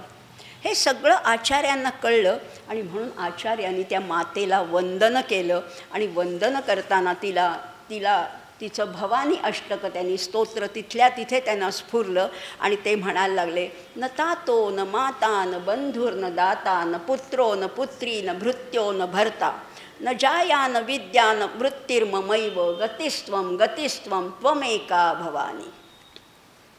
काय म्हणतात आचार्य, कोणीही नाही या जगात. खरंच कोण आहे आपलं, न तातो न माता न बंधुर न दाता, कोणीही माझं नाही, तूच एकटी. गतिस्त्वं गतिस्त्वं त्वम एका भवानी, तू गती आहेस. आणि गतीचे अनेक अर्थ आहेत बरं का. मी मगाशी म्हटलं ना, अर्थपूर्ण पण आहे, अनुप्रास पण आहे, तत्त्वज्ञान पण आहे. गती म्हणजे उपाय आहे, गती म्हणजे मार्ग आहे, गती म्हणजे वेग आहे, गती म्हणजे गंतव्यस्थान आहे. गतिस्त्वं गतिस्त्वं त्वम एका भवानी. शिवशक्तीचं सामरस्य आचार्यांना इथे दिसलं. त्यांनी वंदन केलं. तिथल्या तिथे भवानी अष्टक रचलेलं आहे. ह्याचीसुद्धा 8 कडवी आहेत. आता हे काय घडलं तिथे, तुम्ही म्हणाल हे काय तुम्ही सांगताय, हा चमत्कार कसा असेल, असं काही घडतच नाही. पण हो, हे बरोबर आहे, हे घडलेलं आहे, प्रत्यक्ष घडलेलं आहे. आचार्यांनी त्याच्यातून एक सिद्धांत मांडला आहे, तो म्हणजे सत्तात्रय. लक्षात घ्या, थोडंसं तत्त्वज्ञान, जास्त कथा आहेत. सत्तात्रय म्हणजे काय आहे, सत्तात्रय बघा. आता काय मी बोलते ते लक्षात घ्या. 3 प्रकारच्या सत्ता ह्या जगात आहेत. सत्ता म्हणजे राजकीय सत्ता नाहीत बरं का.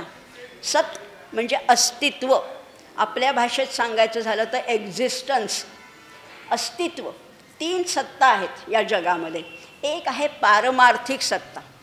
हे जग कुणाच्या कृपेने चालते, कुणाच्या आधाराने चालते. ईशावास्यमिदं सर्व यत्किंच जगत्याम जगत.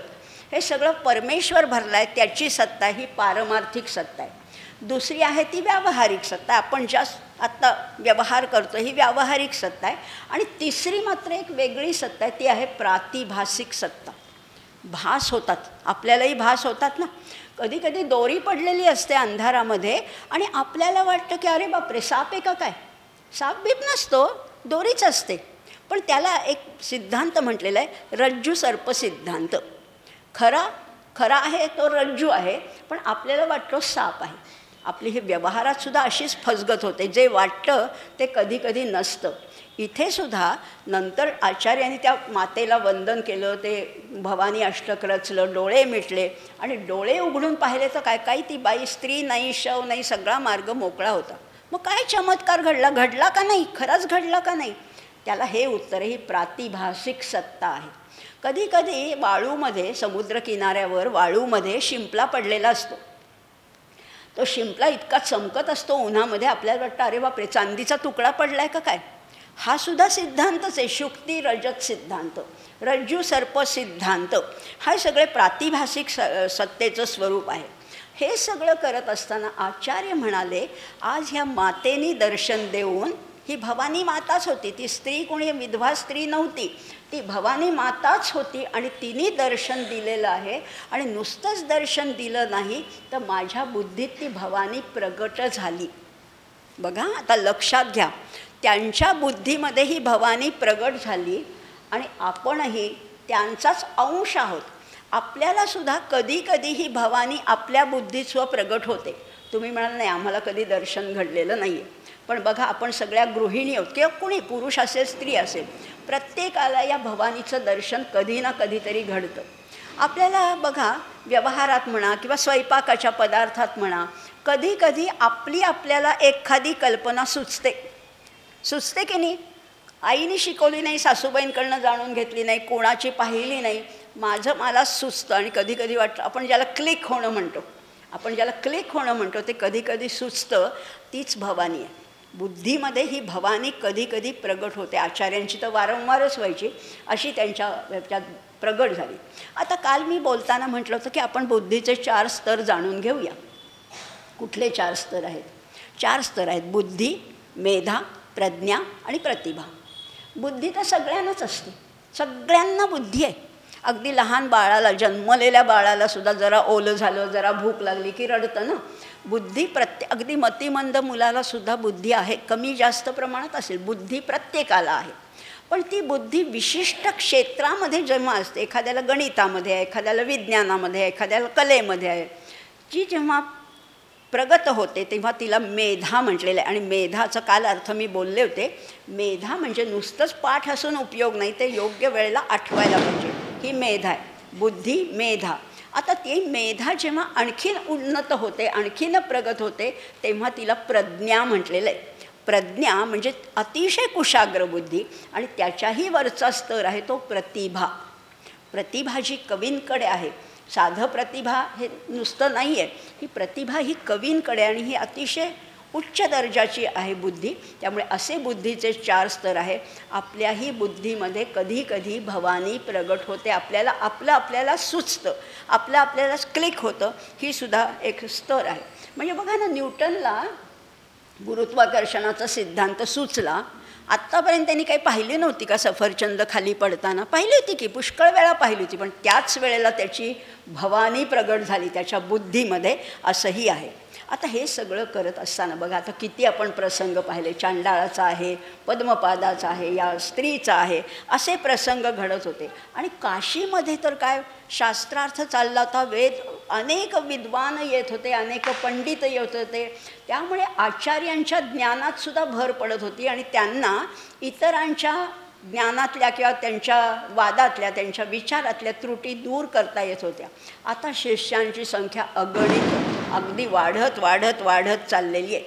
पण काशीमध्ये तर कितीतरी मंदिरं आहेत ना काशीमध्ये. म्हणजे धुंडीराजाचं मंदिर आहे, गणपती म्हणजे गणपतीचं मंदिर आहे किंवा अनेक म्हणजे कालभैरवाचं मंदिर आहे, भवानीचं मंदिर आहे, अन्नपूर्णेचं मंदिर आहे, अशी अनेक मंदिरं आहेत. याच्यामध्ये धुंडीराजाच्या मंदिरात जाऊन आचार्यांनी एक स्तोत्र रचलेलं आहे. मी म्हटलं ना, आचार्य मंदिरात गेले की स्तोत्र रचूनच बाहेर यायचे आणि ते स्तोत्रसुद्धा साधंसुद्धा नाही. मुदाकरात् मोदकम सदा विमुक्ती साधकम कलाधरावतंसकम विलासी लोकरक्षकम अनाथकैकनायकम विनाशित भदैत्यकम नताशुभाशुनाशकम नमामि तं विनायकम. धुंडीराजाच्या गणपतीच्या मंदिरात हे स्तोत्र रचलेलं आहे. अन्नपूर्णेला तर त्यांनी कुठली भिक्षा मागितली? साधी भिक्षा नाही बरं का, अन्नाची भिक्षा मागितलेली नाही आहे. ज्ञानवैराग्य सिद्ध्यर्थम भिक्षां देहि च पार्वती. ज्ञानवैराग्याची भिक्षा अन्नपूर्णेला मागितली. काय म्हटलं आहे अन्नपूर्णेला? नित्यानंद करी वराभय करी सौंदर्य रत्नाकरी निर्धूताखिल घोर पावन करी प्रत्यक्ष माहेश्वरी प्रालेयाचल वंश पावन करी काशीपुराधीश्वरी भिक्षां देहि कृपावलंबन करी मातान्नपूर्णेश्वरी. काय सुंदर स्तोत्र आहे. काशीपुराधीश्वरी. काय एक एक गोष्ट इतकी सुंदर ह्याच्यामध्ये वर्णन केलेली आहे. आणि एवढं सगळं करून भिक्षा कशाची मागितली? ज्ञान वैराग्याची भिक्षा. मला काही नको. आचार्याने काहीही स्वतःसाठी कधीही मागितलेलं नाही आहे. प्रत्येक गोष्ट ही इतरांसाठी जगताच्या कल्याणासाठीच मागितलेली अशी प्रत्येक गोष्ट आहे. किंवा कालभैरवाच्या मंदिरात जाऊनसुद्धा त्यांनी कालभैरवाष्टकम रचलेलं आहे. देवराज सेव्यमान पावनाघ्रि पंकजं व्यालयज्ञसूत्रमिन्दुशेखरं कृपाकरं नारदादियोगिवृन्दवन्दितं दिगम्बरं काशिकापुराधिनाथ कालभैरवं भजे. प्रत्येक मंदिरात म्हणजे एकही स्तोत्र, एकही आराध्य दैवत असं नाही आहे की ज्याच्यावर आचार्यांनी स्तोत्र रचना केली नाही आहे. पांडुरंगाष्टकम आहे, दत्तावर आहे, रामावर आहे, कृष्णाची तर अनेक आहे, जगन्नाथ आहे, गंगा आहे, काशी आहे, प्रत्येकावर स्तोत्र रचलेली आहेत. असं अनेक म्हणजे खूपच त्यांची स्तोत्र रचना आहे. हे सगळं करत असताना आता बघा, या आपण अनेक कथाही पाहिल्यात. हेच आता शिवशक्तीचं सामरस्य पाहिलं. लोक विचारायचे की श्रेष्ठ मार्ग कुठला? आचार्यांना अनेक प्रश्न विचारायचे ना. मग कर्ममार्ग श्रेष्ठ का भक्ती मार्ग श्रेष्ठ का ज्ञान मार्ग श्रेष्ठ? आचार्य सगळ्यांना त्यांच्या त्यांच्या अधिकारानुसार उपदेश करायचे. सगळ्यांना सारखा उपदेश नाही आहे बरं का. विद्वानांना जो उपदेश आहे तो वेगळा, मध्यम जे जिज्ञासू आहे त्यांचा वेगळा आणि सर्वसामान्यांसाठी वेगळा. ते प्रत्येकाला अधिकारानुसार त्याला समजेल अशा भाषेमध्ये उपदेश करत होते. असे किंवा कुठला पंथ श्रेष्ठ, मोक्षप्राप्तीसाठी उत्तम साधना कुठली, किंवा आमच्याकडे समजा काही हे नसेल, पूजा सामुग्री नसेल तर आम्ही पूजा कशी करायची? आचार्यांनी त्याचंही उत्तर देऊन ठेवलेलं आहे. आचार्य म्हणाले की मानसपूजा करा ना. मानसपूजासुद्धा आचार्यांनी लगेच सांगितले. रत्नैः कल्पितमासनं हिमजलैः स्नानंच दिव्यांबरन. अशी या एकूण सगळ्या मानसपूजेची अनेक त्यांनी 5 कडव्यांचं हे मानसपूजा स्तोत्र आहे.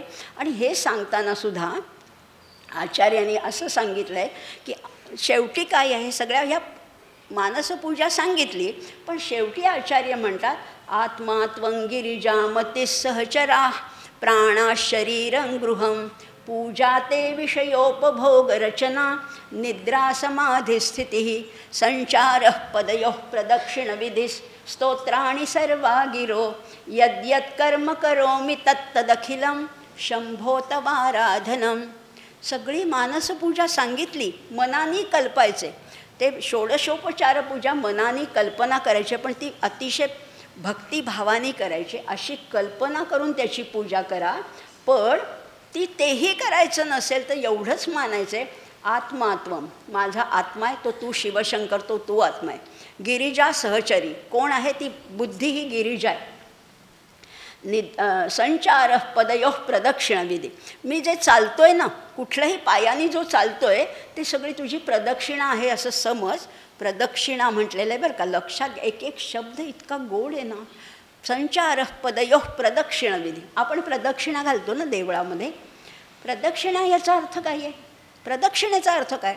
फेऱ्या मारणं नाही बरं का. काही लोक म्हणतात आम्ही मारुतीला फेऱ्या मारल्या. फेऱ्या नाही मारायच्या, प्रदक्षिणा घालायच्या. आणि प्रदक्षिणा म्हणजे काय आहे? दक्षिण दिशेला आराध्य दैवत ठेवायचं आणि त्याच्या डावीकडनं अशी ती प्रदक्षिणा आहे. संचार पदयोः प्रदक्षिणविधी स्तोत्र आणि सर्व अगिरो. मी जे बोलते ते तुझं स्तोत्रच आहे. सगळ्या गोष्टी ह्या सगळ्या निद्रा समाधी स्थिती, मी निद्रा घेतो ती समाधी असं तू समज. पण ते समजण्यासाठी त्या सगळ्या गोष्टी सात्विक असायला पाहिजेत ना. हे सगळं. आणि यद्यत कर्म करो मी तत्तदखिलम शंभो तवा आराधनम. मी जे कर्म करतो ती तुझी पूजाच आहे, मात्र त्याच्यात तो भाव पाहिजे असंही म्हणता येईल. अशी अनेक स्तोत्र आचार्यांनी त्याच्यामध्ये रचलेली. आणि काशीत राहत होते तर काशी स्तोत्र नाही का रचणार, काशी पंचक रचलेलं आहे. पण काशी पंचक नुसतं काशीची स्तुती करणारं नाही आहे बरं का. आधी मी थोडंसं सांगते, एक श्लोक सांगते मग त्याचा आणखीन संदर्भ सांगते. काश्याम ही काशते काशी, काशी सर्व प्रकाशिका, सा काशी विदिता येन तेन प्राप्ता ही काशिका. किती वेळा काशी शब्द आला आहे? काश्याम ही काशते काशी. काशी तर तुम्ही आता आपण लहानपणापासून अनेक वेळा काशी शब्द ऐकला आहे. अर्थ माहिती आहे का? अर्थ माहिती आहे काशी शब्दाचा? नाही हो, काशी हे काशीचं नाव आहे एवढंच तुम्ही म्हणाल. असं नाही आहे, असं नाही आहे. त्याचा विचार केला ना तर त्याचं आपल्याला मूळ शोधता येतं. काशीचं खरं नाव काय होतं माहिती आहे का? पहिलं नाव काशीचं होतं प्रकाशिका. प्रकाशिका, कारण प्रकाश हे ज्ञानाचं प्रतीक आहे आणि काशीला ज्ञानवंतांची वर्दळ होती, ज्ञानवंतांचा वावर होता. विश्वेश्वर साक्षात सदाशिव समारंभम, असा सदाशिव जिथे आहे तिथे सगळी ज्ञानाची ही पुरी आहे आणि म्हणून तिचं नाव होतं प्रकाशिका. इकडचा प्र गेला आणि इकडचा का गेला, मध्ये राहिली काशी. काय सुंदर आहे ना. अशी काश्याम ही काशते काशी. या काशी नगरीमध्ये काशते, काश धातू आहे. काश म्हणजे प्रकाशणे, तेजस्वी असणे. अशी ही काशी प्रकाशिते. काशी सर्व प्रकाशिका, सा काशी विदिता येन. ज्यांनी ही काशी जाणली त्यांनी सगळं तेन प्राप्ता ही काशिका, असं त्याचं वर्णन केलेलं आहे. आता बघा ना, काशीमध्ये आता समजा वर्णन केलेलं आहे. आपला देह, बाहेर नाही काशी बघायची, काशीला जायची खरं तर गरज नाही आहे. आपला देह हाच काशी. कसा? आपल्याला जे काही ज्ञान प्राप्त होतं आणि अखंड ज्ञान मिळते. नुसतं अध्यात्मातलं नाही, आपल्याला वेगवेगळ्या प्रकारचं ज्ञानाचे स्रोत येत असतात आपल्या शरीरामध्ये. हा ज्ञानाचा स्रोत म्हणजे वाहणारी खळखळणारी गंगा आहे. सद्गुरूंचे 2 चरण म्हणजे प्रयाग तीर्थ आहे, किंवा सद्गुरूंवरची किंवा भगवंतावरची दृढनिष्ठा म्हणजे गया आहे. हीच तर काशी आहे. याच काशीचं खरं तर वंदन करायचं आहे. आणि हे सगळं करत असताना या आचार्यांचं अनेक देवतांचं स्तोत्र रचना सुरू होती. हे सगळं करत असताना आता काशी क्षेत्राचा जो काळ होता तो अतिशय आनंददायक होता. आनंद म्हणजे इतकं अध्ययनातही आनंद आहे, अध्यापनात आनंद आहे. रोज वेगवेगळ्या व्यक्ती भेटायच्या, सगळ्या व्यक्ती आचार्यांकडे आकर्षित व्हायच्या आणि असा हा अद्वैताचा आता जो प्रसार होता त्याचं बरंचसं ध्येय आता दृष्टीपथात आलेलं आहे. पुष्कळशा लोकांना अद्वैताचं, वेदांताचं महत्त्व पटलेलं आहे आणि त्यांनी त्यांचे पंथ टाकून किंवा त्याच्यामध्ये थोडी सुधारणा करून आचार्यांच्या पंथाला दृढीकरण केलेलं आहे, त्याला बळकटी आणलेली. इतका सुंदर काळ चालला होता. पण खरं सांगू का, असं एक वचन आहे की संन्याशांनी एका जागी फार काळ राहूच नाही. साधू चलता भला और गंगा बहती भली असं म्हटलेलं आहे. गंगेने व्हायलाच पाहिजे. गंगा जर का साठवून राहिली तर ते डबकं होईल. साधू जर का एका ठिकाणी राहिला तर तो गृहस्थ होईल, त्या ठिकाणाचा सुद्धा लळा लागतो ना. असं नको व्हायला. मग लगेच काशीतला असा बराच कालखंड गेल्यानंतर त्यांना आदेश आला. कुणाचा? त्यांच्या गुरूंचा. स्वप्नामध्ये आदेश आला गोविंद यतींचा. बास झाला, आता काशीचा मुक्काम हलवा आणि बद्री क्षेत्री जायचं आहे तुला. आता बद्री क्षेत्री जायचे. आचार्य कुठेही आसक्त नव्हते. शिष्यानं जरा वाटलं की आता इथे छान होतं, आता बद्रीकडे जायचे, आणि म्हणून हा एका शुभ मुहूर्तावर सगळं व्यवस्थित केलं. विश्वेश्वराला चंदन लेप करून आता शुभ मुहूर्तावर आचार्यांचा जथा निघाला. अनेक शिष्य बरोबर. आता तो आणखीन शिष्य बघा ना, एकट्यापासून प्रवास सुरू झाला. तर कालडीला एकटा होता, कालडी ते काशी थोडे शिष्य होते. आता काशीहून बद्रीकडे तर इतके शिष्यांची संख्या वाढलेली आहे. विविध धर्माचे, विविध जातींचे, विविध पंथांचे, विविध वयोगटाचे अनेक शिष्य आहेत, आणि प्रौढ शिष्य आणि युवा गुरु असं त्यांची सगळी उलटी आहे. पण लोकांना आश्चर्य वाटते की कसं काय हे शक्य आहे. पण हे शक्य झालेलं आहे, आणि हा जथा निघाला. आता साधा प्रवास नाही आहे, आता सरळ प्रवास नाही आहे, आता गिर्यारोहण आहे, वरती चढायचे, पुष्कळ अवघड प्रवास आहे. मग हा चाललेत सगळे, आणि आचार्यांच्या चर्येवरचं तेज आता वाढतच चालले. ज्ञानाची प्रभा त्यांच्या चर्येवर दिसते. चालत चाललेत. हरिद्वार झालं, ऋषिकेश झालं. आता हळूहळू एक एक प्रांत पादाक्रांत करत त्यांचा जथा आला बद्री क्षेत्रावर. बद्री, विशाल बद्री ज्याला म्हणतात. बद्रीमध्ये आल्याबरोबर पहिलं दर्शन कुणाचं झालं तर 2 पर्वतांचं दर्शन झालं. नरनारायण पर्वत, आणि त्यालाच आचार्याने अजून मंदिरात गेलेच नाहीत, पण त्या पर्वतांनाच वंदन केलं. नरनारायण पर्वत अतिशय विलक्षण असं त्याचं रूप आहे. म्हणजे खरंच ते नर आणि नारायण पर्वत आहे. जेव्हा पहाटे किंवा सकाळी प्रभात समयी जेव्हा सूर्याचे किरण त्या पर्वतावर पडतात, तेव्हा तो अक्षरशः सोन्याचा पर्वत वाटायला लागतो. दुपार झाली, जरा ऊन पडल्यानंतर तेच किरण त्याच्यावर डोंगरावर पडल्यावर तो चांदीचा पर्वत वाटायला लागतो. असे सुवर्णाचे आणि रजताचे पर्वत त्यांना तिथे दिसले. आणि हे हिमालयाचं पहिलं दर्शन होतं. या हिमालयाच्या म्हणजे हे पहिलं दर्शन झाल्यानंतरच शिष्य काय आणि आचार्य काय यांच्या वृत्तीच बदलल्या. हिमालयामध्ये आणि एकूणच हिमालय म्हणा, तिथला निसर्ग म्हणा, काय निसर्ग सौंदर्याची नुसती उधळण आहे. सृष्टी सौंदर्य केवढं विलक्षण आहे. आणि जेव्हा आपण अशा उत्तुंग पर्वतांचं दर्शन घेतो ना, तेव्हा आपल्याला आपलं खुजेपण जाणवतं. आपण किती क्षुद्र आहोत, आपण किती बुटके आहोत, काय आपल्याला काहीच नाही. आपण आपल्या आयुष्यात आपल्याला वाटतं मी असा, मी तसा, मी मोठा, मी विद्वान, मी श्रीमंत, मी सुंदर, किती आपण अहंगंड जोपासलेले आहेत. पण खरंच जेव्हा निसर्गाचं विराट रूप आपण जेव्हा बघतो, तेव्हा लक्षात येतो मी किती क्षुद्र आहे. आणि खरंच तेव्हा मग वृत्ती निस्तरंग होऊन जातात, वृत्तीचा निराश होऊन जातो. आणि मग तेव्हा लक्षात येतं की आपण ज्याला प्रपंच म्हणतो, की हिने माझा अपमान केला, त्यांनी माझा सत्कार केला, किती फालतू गोष्टी आहेत. आणि अशा वेळेला वृत्ती पूर्ण निस्तरंग होतात. आणि म्हणून तर ते नाट्यगीत आहे ना, मला नाही उरली आता ओढ प्रपंचाची, साध दे ती हिमशिखरे शुभ्र पर्वतांशी.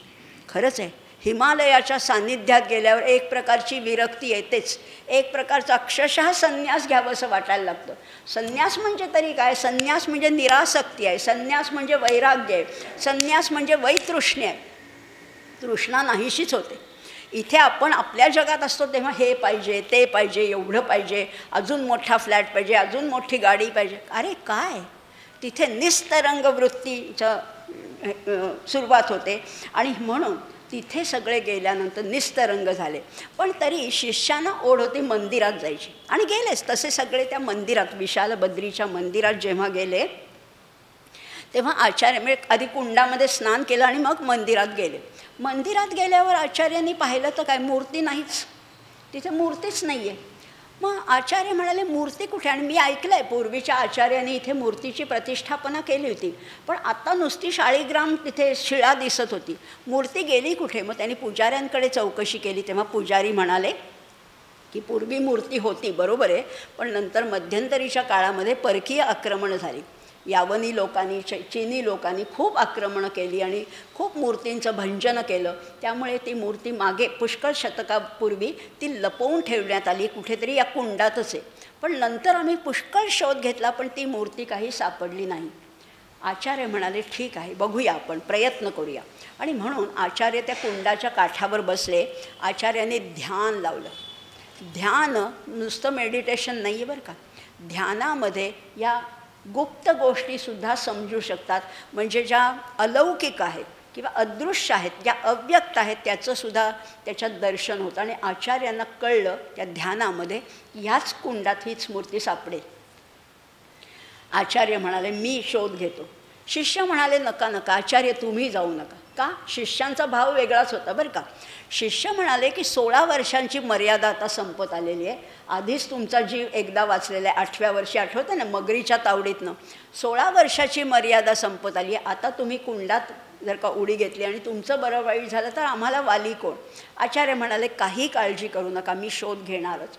आचार्यांनी शोध घेतला आणि खरोखर बराच काळ शोध घेतल्यानंतर त्यांना ती मूर्ती सापडलीसुद्धा. मूर्ती सापडली. काठावर आले पोहत पोहत आणि त्या मूर्ती बघितली तर त्याचे काही बोटं भंगलेली होती. मूर्ती थोडी भग्न झालेली अशी मूर्ती होती. बोटं भग्न आहेत असं म्हटल्यावर मग आचार्यांनी पुजाऱ्यांना विचारलं मग काय करायचं? आचार्य म्हणले ही मूर्ती परत विसर्जन करा, परत शोध घ्या. पुन्हा पुन्हा असं केलं तरी 3दा शोध घेतला तरी पुन्हा तीच मूर्ती हाताला लागत होती. मग आचार्य म्हणाले आता काय करायचं? तेव्हा सगळ्यांनी तेवढ्यात हे असं पुजारी आणि आचार्य आणि इतर काही विद्वानांचा संवाद चाललेला होता. तेवढ्यात आकाशवाणी झाली आणि आकाशवाणीमध्ये असं सांगितलं गेलं की ह्याच मूर्तीची प्रतिष्ठापना करा, याच मूर्तीची प्रतिष्ठापना करा. मग विधिवत ती मूर्ती स्वच्छ पुसून त्याला सगळं हे करून त्याची विधिवत प्रतिष्ठापना केली आणि मग ती त्याला व्यवस्थित त्याची पूजा सुरू झाली. आता तुम्ही म्हणाल आकाशवाणी म्हणजे काय? सगळ्यांचा विश्वास नाही बसणार. कालच मी म्हटलं ना का सोन्याच्या आवळ्याचा पाऊस पडला, भोळ्या लोकांचा विश्वास बसेल पण ज्ञाननिष्ठ लोक म्हणतील हे आवळ्याचा पाऊस काही पडत नाही. तसंच लोक म्हणतील आकाशवाणी काही होत नाही, आम्ही नाही कधी ऐकली आकाशवाणी. आकाशवाणी नसतेच होत. आकाशवाणी आपण ऐकतो पुराणकथामध्ये अनेक वेळेला आकाशवाणी झालेली आहे. पण आकाश म्हणजे तरी काय? आपल्या शरीरातच भाग आहे. ख म्हणजे आकाशतत्व. जी पोकळी आहे ना हीच आकाश आहे. आणि या पोकळीतून अंतःकरणातनं जो शब्द उमटतो, जो भाव येतो तीच खरी आकाशवाणी आहे. आणि आपण असंही म्हणतो किंवा आपल्याकडे वचन आहे पाचामुखी परमेश्वर. होतं ना पूर्वी वचन. मोठे विद्वान जो निर्णय घेतात सगळ्यांच्या मनातनं जे काय आपण ज्याला टेलिपथी म्हणतो किंवा इंट्युइशन ज्याला म्हणतो ते एकाच वेळेला अनेकांच्या मनातनं उमटणं हीच खरी आकाशवाणी आहे. हीच खरी आकाशवाणी आहे. आणि किंवा इंग्लिशमध्ये वचन आहे ग्रेट मेन थिंक अलाइक. मोठी माणसं एकाच प्रकारचा विचार करतात. तसा विचार झाला असेल तिथे जमलेल्या विद्वानांमध्ये आणि सगळ्यांनी ती मूर्ती प्रतिष्ठापना करण्याचा निर्णय घेतला. हे सगळं घडत असताना आता त्या बद्रीची विधिवत सगळी पूजा सुरू झाली. आता तिथूनही आदेश मिळाला की पुढे जायचे. कुठपर्यंत? आता केदारनाथापर्यंत बद्रीकडनं केदारापर्यंत जायचे. अलकनंदा नदीचा खळाळ आपल्याला माहिती आहे, अनेकांनी पाहिला असेल. अलकनंदा नदी अतिशय खळाळणारी अशी वेगवान अशी नदी आहे. पण आपल्यासारखे आपण लोक जाऊ तर आपण काय करू? नुसतं काय हातपाय धुवू, आंघोळ करू, पाणी पिऊ किंवा अर्घ्य देऊ एवढंच करू. आचार्यांना ती ही अलकनंदा वाटलीच नाही तर तो त्यांना आदिशक्तीचा कल्लोळ वाटला किंवा भावभक्तीची माळा घेऊन त्या केदारनाथाला घालायला निघालेली ही आदिशक्तीचा हा कल्लोळ आहे असं आचार्यांना वाटलं. त्यांनी त्या अलकनंदेला सुद्धा वंदन केलं. या सगळ्या गोष्टी घडत असताना आता पुढे त्या केदारनाथाकडे निघालेत. पण वाटेमध्ये व्यासतीर्थ आपल्याला तेही माहिती आहे, माना बॉर्डरला व्यासतीर्थसुद्धा आहे. तिथेसुद्धा ते पोचले. तिथे कुठेही आचार्य कुठेही गुंतत नाहीत. प्रत्येक ठिकाणी काम सगळं करायचं कर्तव्य भावनेने. सगळं शिष्यांना उपदेश आहे, प्रवचन आहे. याच जोडीला गौडपादाचार्यांचा त्यांना आदेश मिळाला की तू भाष्य रचना कर. त्याच्यानंतर भगवद्गीता, उपनिषद, ब्रह्मसूत्र ह्याच्यावर भाष्यसुद्धा चालू आहे बरं का या प्रवासामध्ये. हा इतका प्रवास, इतकं सगळं गोष्टी सुरू असताना भाष्यसुद्धा रचना चालू आहे. ज्ञानदानाचं कार्य आहे, त्याच्यावर मांडुक्यावरचं भाष्य त्यांचं आत्ताच पूर्ण झालं होतं. या व्यासतीर्थामध्ये गेले तेव्हा. हे सगळं करत असताना आता आचार्य जास्तीत जास्त ध्यानमग्न अवस्थेत राहायला लागले. आत्तापर्यंत जरा तरी शिष्यांशी संवाद साधायचे, उपदेश करायचे, अध्यापन करायचे, स्तोत्ररचना करायचे, काहीतरी सुरू होतं.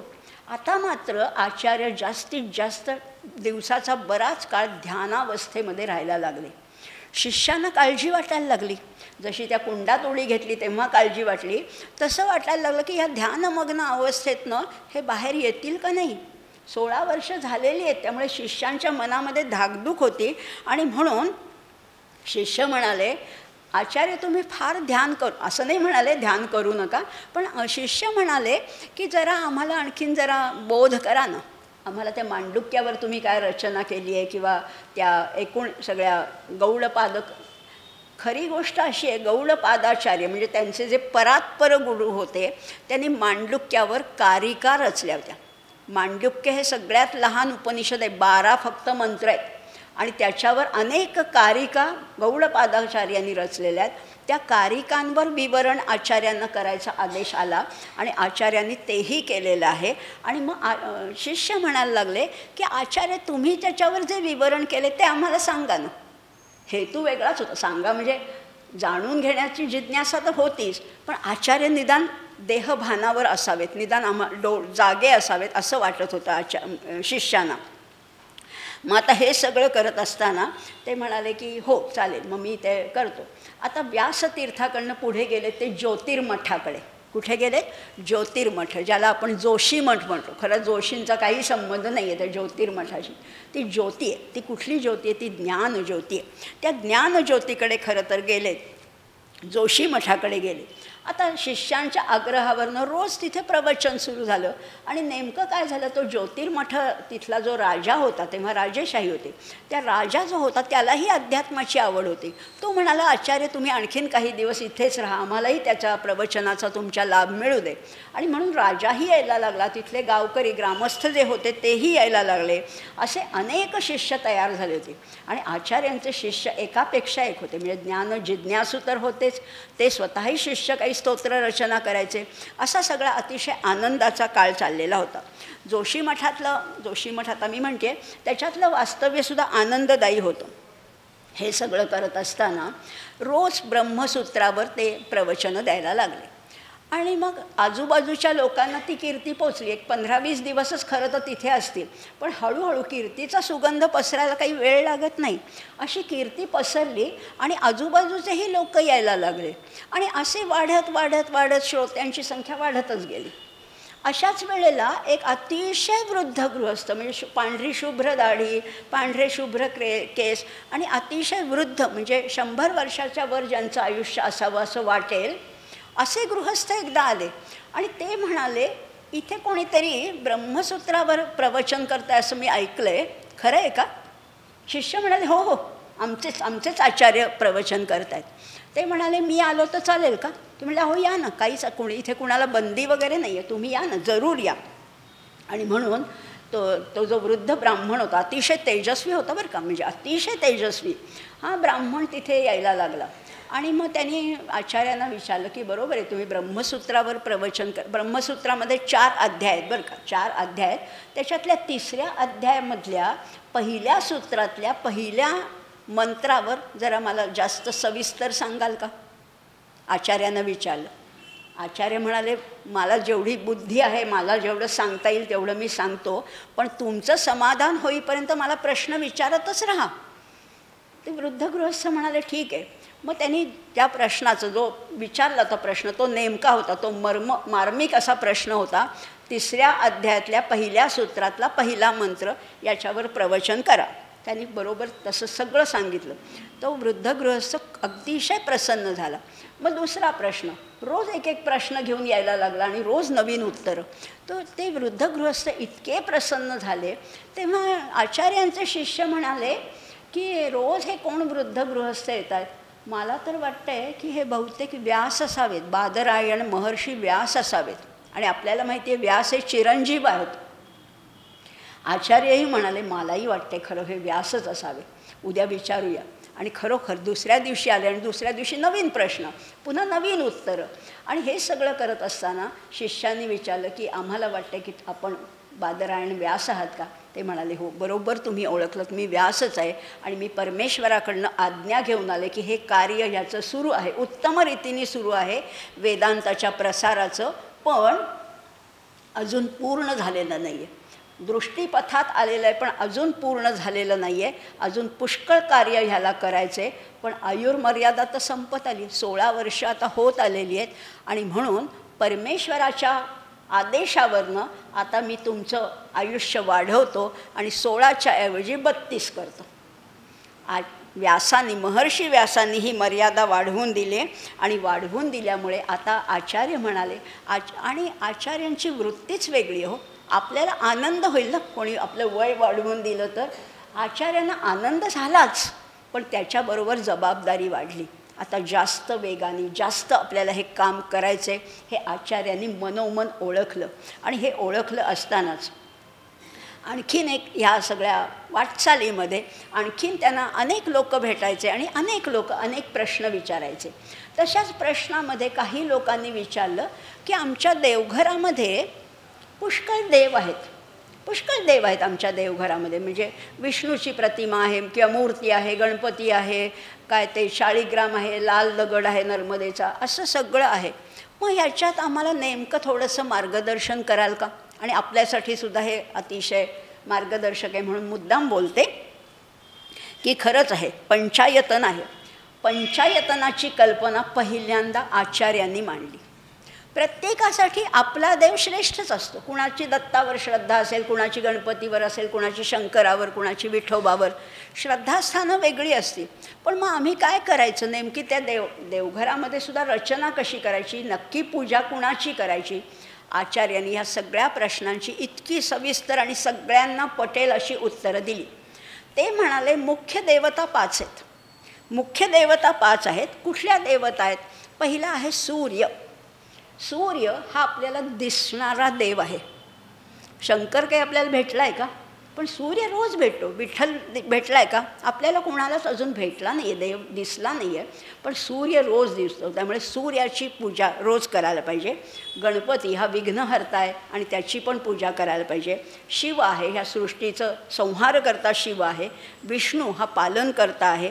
आणि देवी म्हणजे शक्तीचं स्वरूप आहे. हे 5 देवता आहेत. सूर्य, विष्णू, शिव, गणपती आणि देवी म्हणजे शक्ती.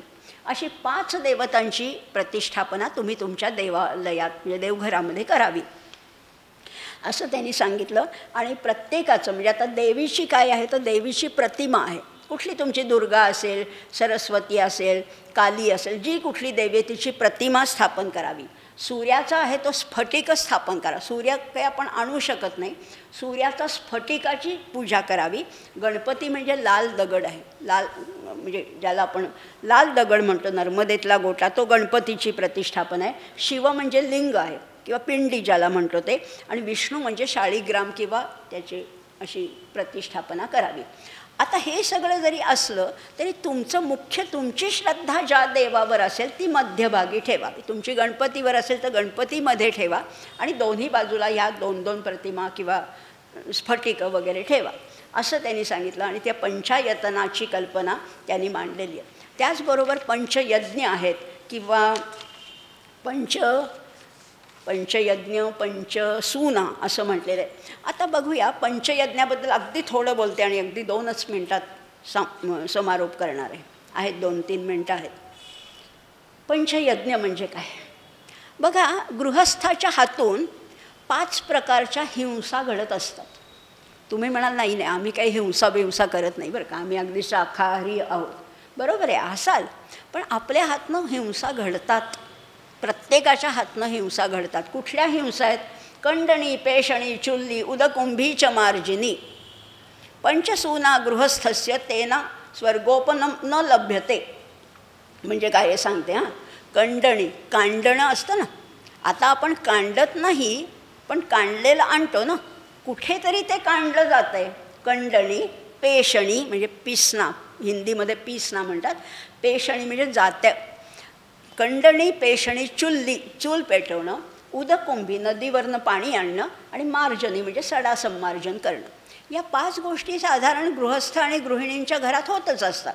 तुम्ही नसला करत तरी तुमच्या वतीने कोणीतरी करते. आता तुम्ही नसाल सडा घालत पण कोणीतरी करतंय. त्यामुळे त्या सगळ्यामध्ये आपल्या हातून कळत न कळत हिंसा घडतच असते. कळत न कळत जीवजंतू आहे. पाणी आणताना काहीतरी पायाखाली किडा मुंगी जात असेल कदाचित, ह्या 5 हिंसा घडतातच. मग आता ह्याला उत्तर काय आहे तर पंचयज्ञ सांगितले. म्हणून आत्ता आपण हे 3ही गोष्टी बघणार आहोत, पंचायतन, पंचहिंसा आणि पंचयज्ञ.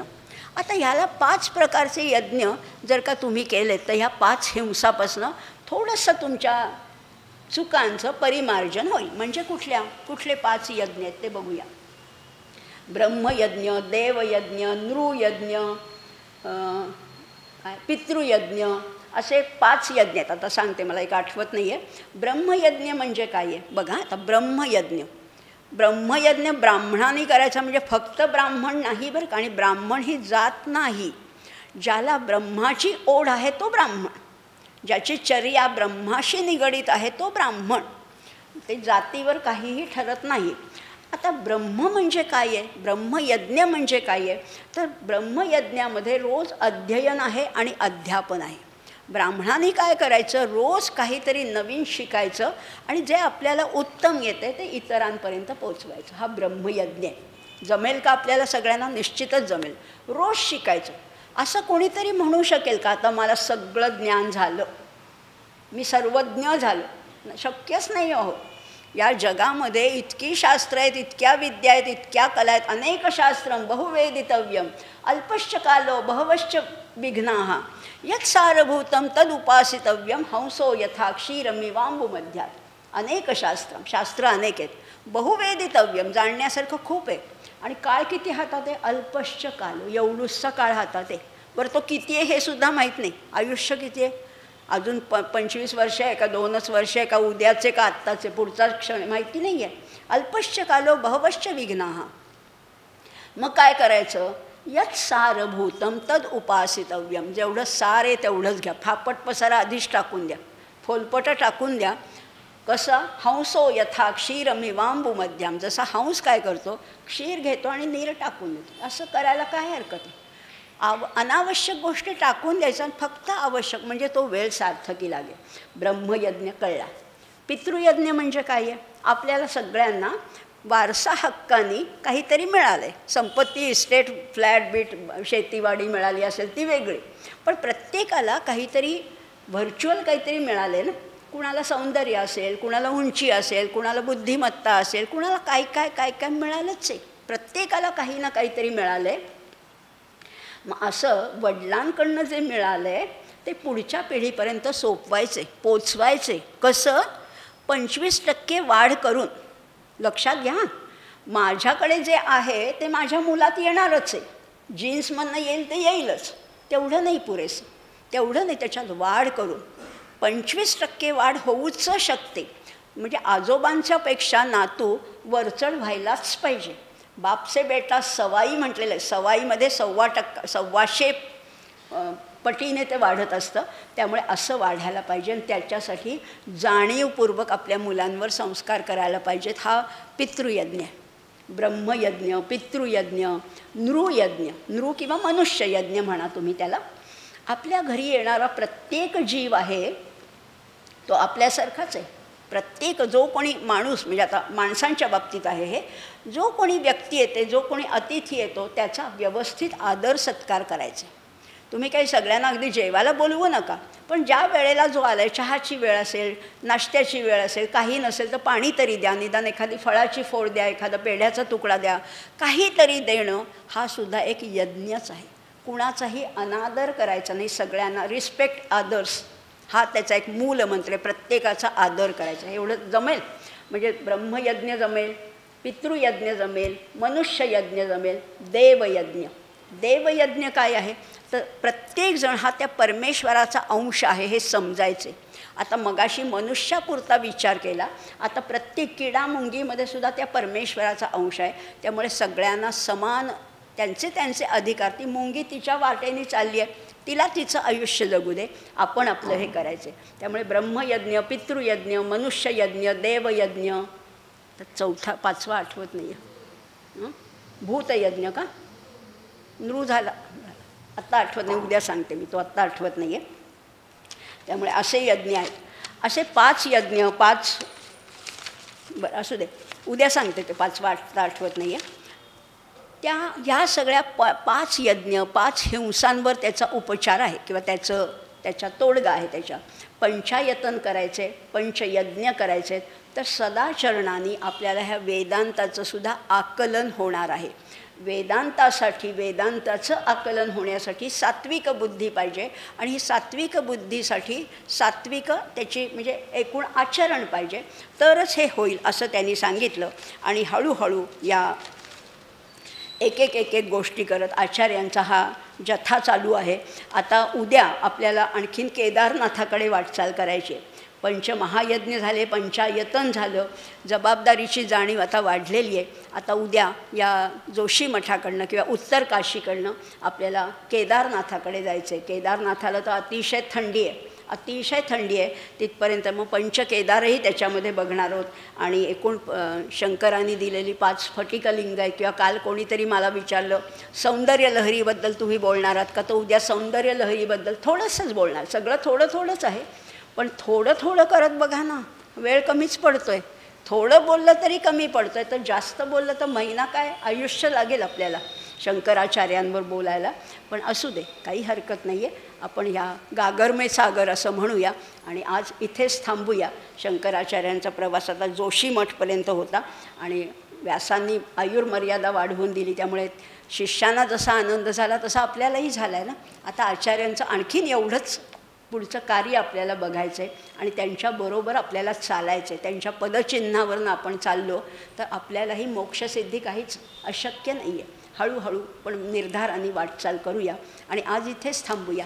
सर्वेपि सुखिनः सन्तु, सर्वे सन्तु निरामयाः, सर्वे भद्राणि पश्यन्तु, मा कश्चित् दुःखमाप्नुयात्. ओम शांती शांती शांती. धन्यवाद.